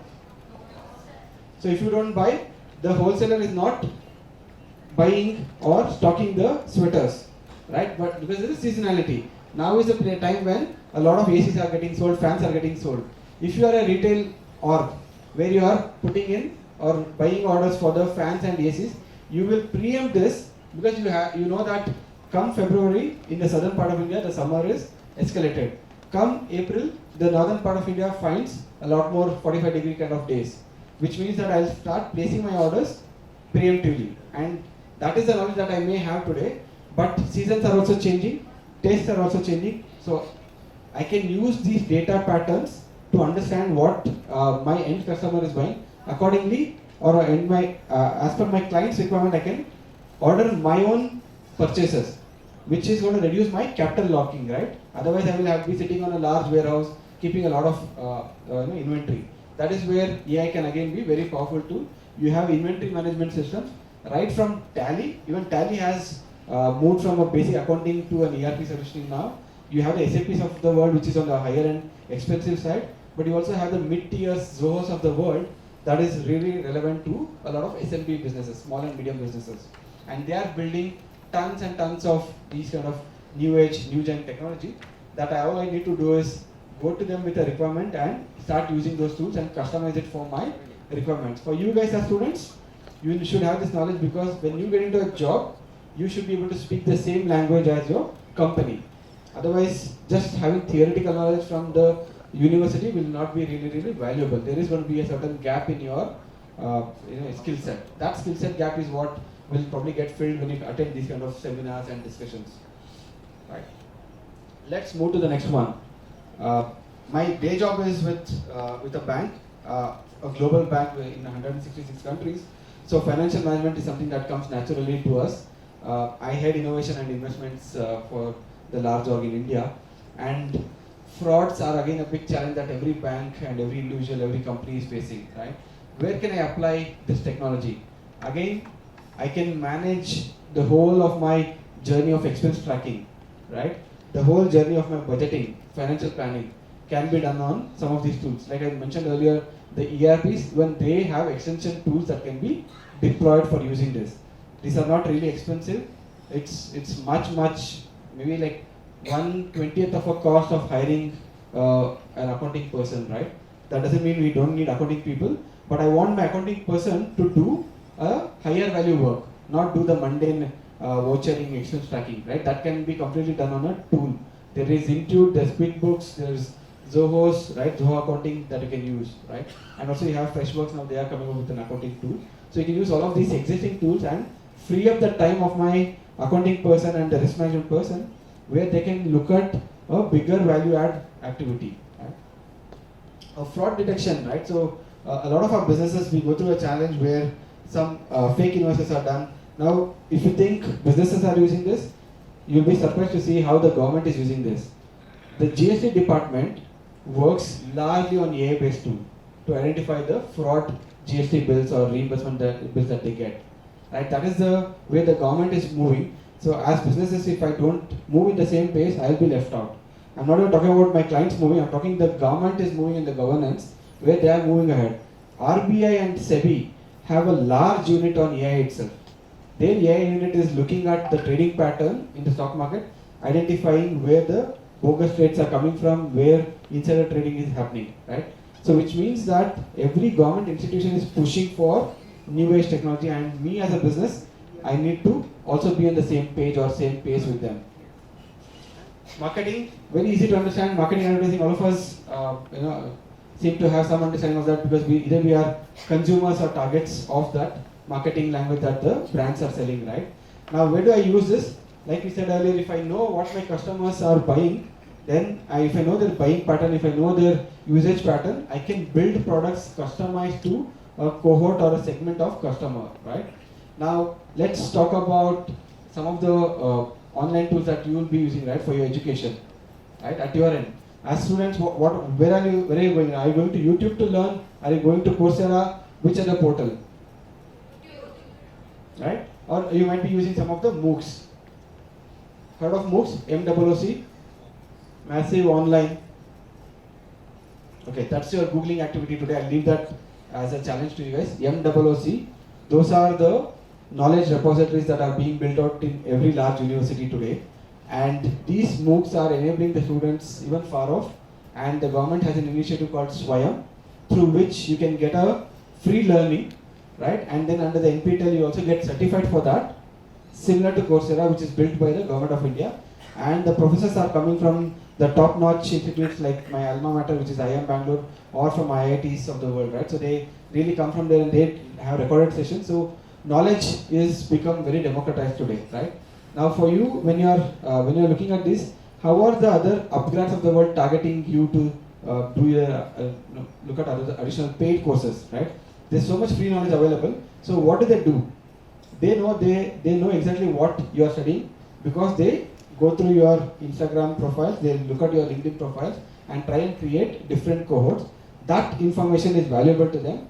That's when they send out some email marketing to you, some reels marketing to you, or some Facebook marketing to you, so that they can find you where you are there for entertainment or education purpose or on YouTube, so they can get you as a paid customer. Similarly for businesses, you need to find where your customers are, identify the venue where they are coming in, find the convergence point and plug in the ads. That's when you get the best ROI for my ad, right? And for that to happen, a lot of data is required, a lot of analytics is required, and for that, I need to use a tool. I don't need to sit and crunch the data. Right? That's where the optimization on marketing really comes in handy. Now, if you're a manufacturing business, right? Many of our PMA or CMA members are manufacturing units. Now, they have a certain challenge on their manufacturing machines going bad, right? So how do they really use technology today is to really reduce their cost, reduce their losses, reduce their downtime. In a manufacturing unit, a downtime is equivalent to a loss, which means that my production has stopped completely. So what do I do for that? Right? I can use a digital twin. Heard of that? Digital twin? Heard of avatars? Not the movie, but on your WhatsApp, on your Instagram, we all use avatars. Similar to that, a digital twin of my machine is created in the digital world, and it is being consumed and used in the same fashion as my regular machine. The wear and tear is being identified on the digital side. So the best example to give you is what Boeing and Airbus are doing for their aircraft.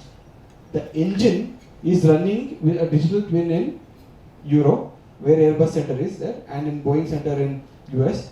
The digital twin is looking at the wear and tear that an Indian aircraft is going through. Let's say Indigo has taken a machine from Boeing, which is the whole aircraft, and the engine from GE. They are running digital twins that will tell them when the maintenance has to be done, what part is not going to sustain the heat and wear and tear in this next 3 months, what has to go for an overhaul. So which means that I can put in my predictive analytics to manage my cost and reduce my downtime, right? That same thing can happen to even my normal machines that are running in Pina. Again, it's not very expensive. A lot of us have that thought that this will be very expensive. It isn't as expensive as your machine itself, right? So it is probably about 1/10 of a cost, but it saves me and makes my life better because I can produce continuously without any outages. That's where my predictive maintenance comes in handy. Do you know how Amazon the warehouses function? They hardly have 10 people for a 100 square meter kind of area for moving the goods. So everything is robo automated, right? A robo is moving the products in the Amazon warehouse. That's how you get one day delivery. If a human being was involved, it would not have been possible to get you a same day, one day delivery in the Amazon warehouse. So today they use a lot of the logistics angle in automation for them. The whole warehouse is fully automated, right from the assembly line to packing to even procuring from the different shelves.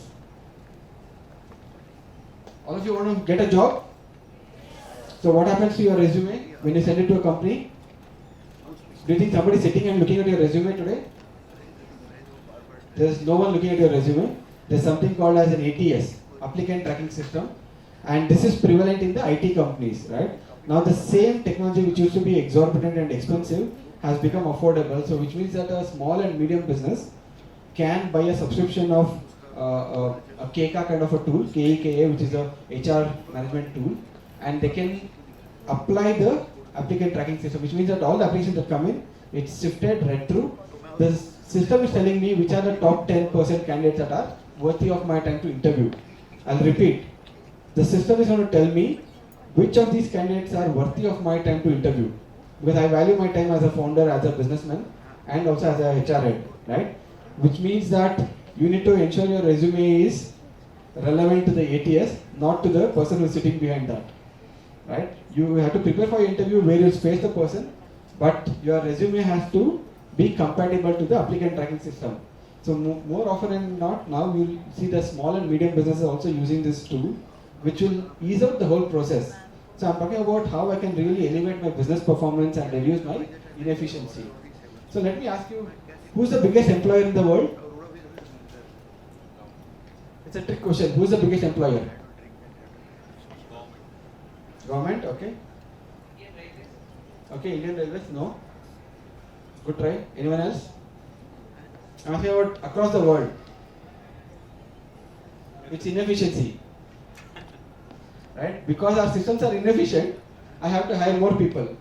And because that leads to more inefficiency, because I'm not changing my system, my process is as bad as it used to be, just throwing people at it doesn't solve. That's where inefficiencies have to be handled with the new age artificial intelligence tools. Language translation. Google Translate, ever heard of it? Right? So we all use for some subtitling. Right? We all watch movies and there's subtitle. Right? Today, people are sitting and doing the subtitles, but very, not a distant future, but maybe about a couple of months away, you will reach a stage where an AI tool is going to be completely doing 100% accurate translation or subtitling, right? Now, if that is happening, I also know that in India there are so many languages. Is my business only focusing on English-speaking businesses? No. I'll be selling it to the tier 1, tier 2, tier 3 and tier 4 of India. Right? Which means I need to have my brochures, my product literature has to be translated and localized to the regional language. It's not just a simple English to Hindi or English to Kannada translation. I need to speak the language that is not very cumbersome to understand. It has to be easy in the local lingo that is people are able to speak and understand, right? So that localization is getting provided by the AI tools today, right? And this will help the customer reach out and the industrial exponential growth in India. Product recommendation, personalization, we already spoke about it. The last bit is to look at compliance and risk management, right? Now, if you are a financial company, if you are a hardware manufacturer, if you are a factory, if you are a service provider, you may be anything, a health technology or health or an agriculturist. In any case, there is enough and more regulation in India. That is not going away. You will be regulated by some body, right? Whether it is income tax that is asking you to do a advanced tax payment, whether it is a GST filing that has to be done, whether there's a new rule that will come in from the compliance side. So I can use the tools and I don't need a person to monitor my compliance activity today. So who used to do this activity earlier? I used to have a battery of company secretaries, a CMA, a CWA and a CA sitting and doing all my compliance, right?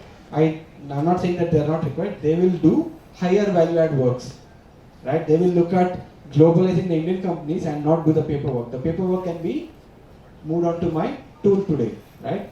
So I can also be cognizant now. There's the new rule that comes in. I can just at the click of a button know that whether I am managing my value chain in a clear manner or not. Am I violating any of the regulatory compliance requirement, right? So it's as simple as at the click of a button I'll know that if I'm doing right or wrong, right? So this is where I've actually listed out about 10 different aspects of business where the performance can be enhanced by using tools, and these are again as low as mostly it is in most cases it is free. In larger cases it might be about $5 a month kind of a payment, which is like 5 into 80, which is $400. It is not that expensive. It's about ordering one meal on Zomato or maybe having a coffee day. At that price, you can automate your business. And if you're not automating, nobody's going to help you out because the market is moving ahead. It's my duty to automate my business so that I can focus on higher part of the value chain and make more money, right? Which that's what we want to do. My profits can only grow if I'm putting my effort in the right direction and not wasting it on the paperwork, right? So that's my presentation. I walked you through 10 different aspects. I hope it was helpful to you all.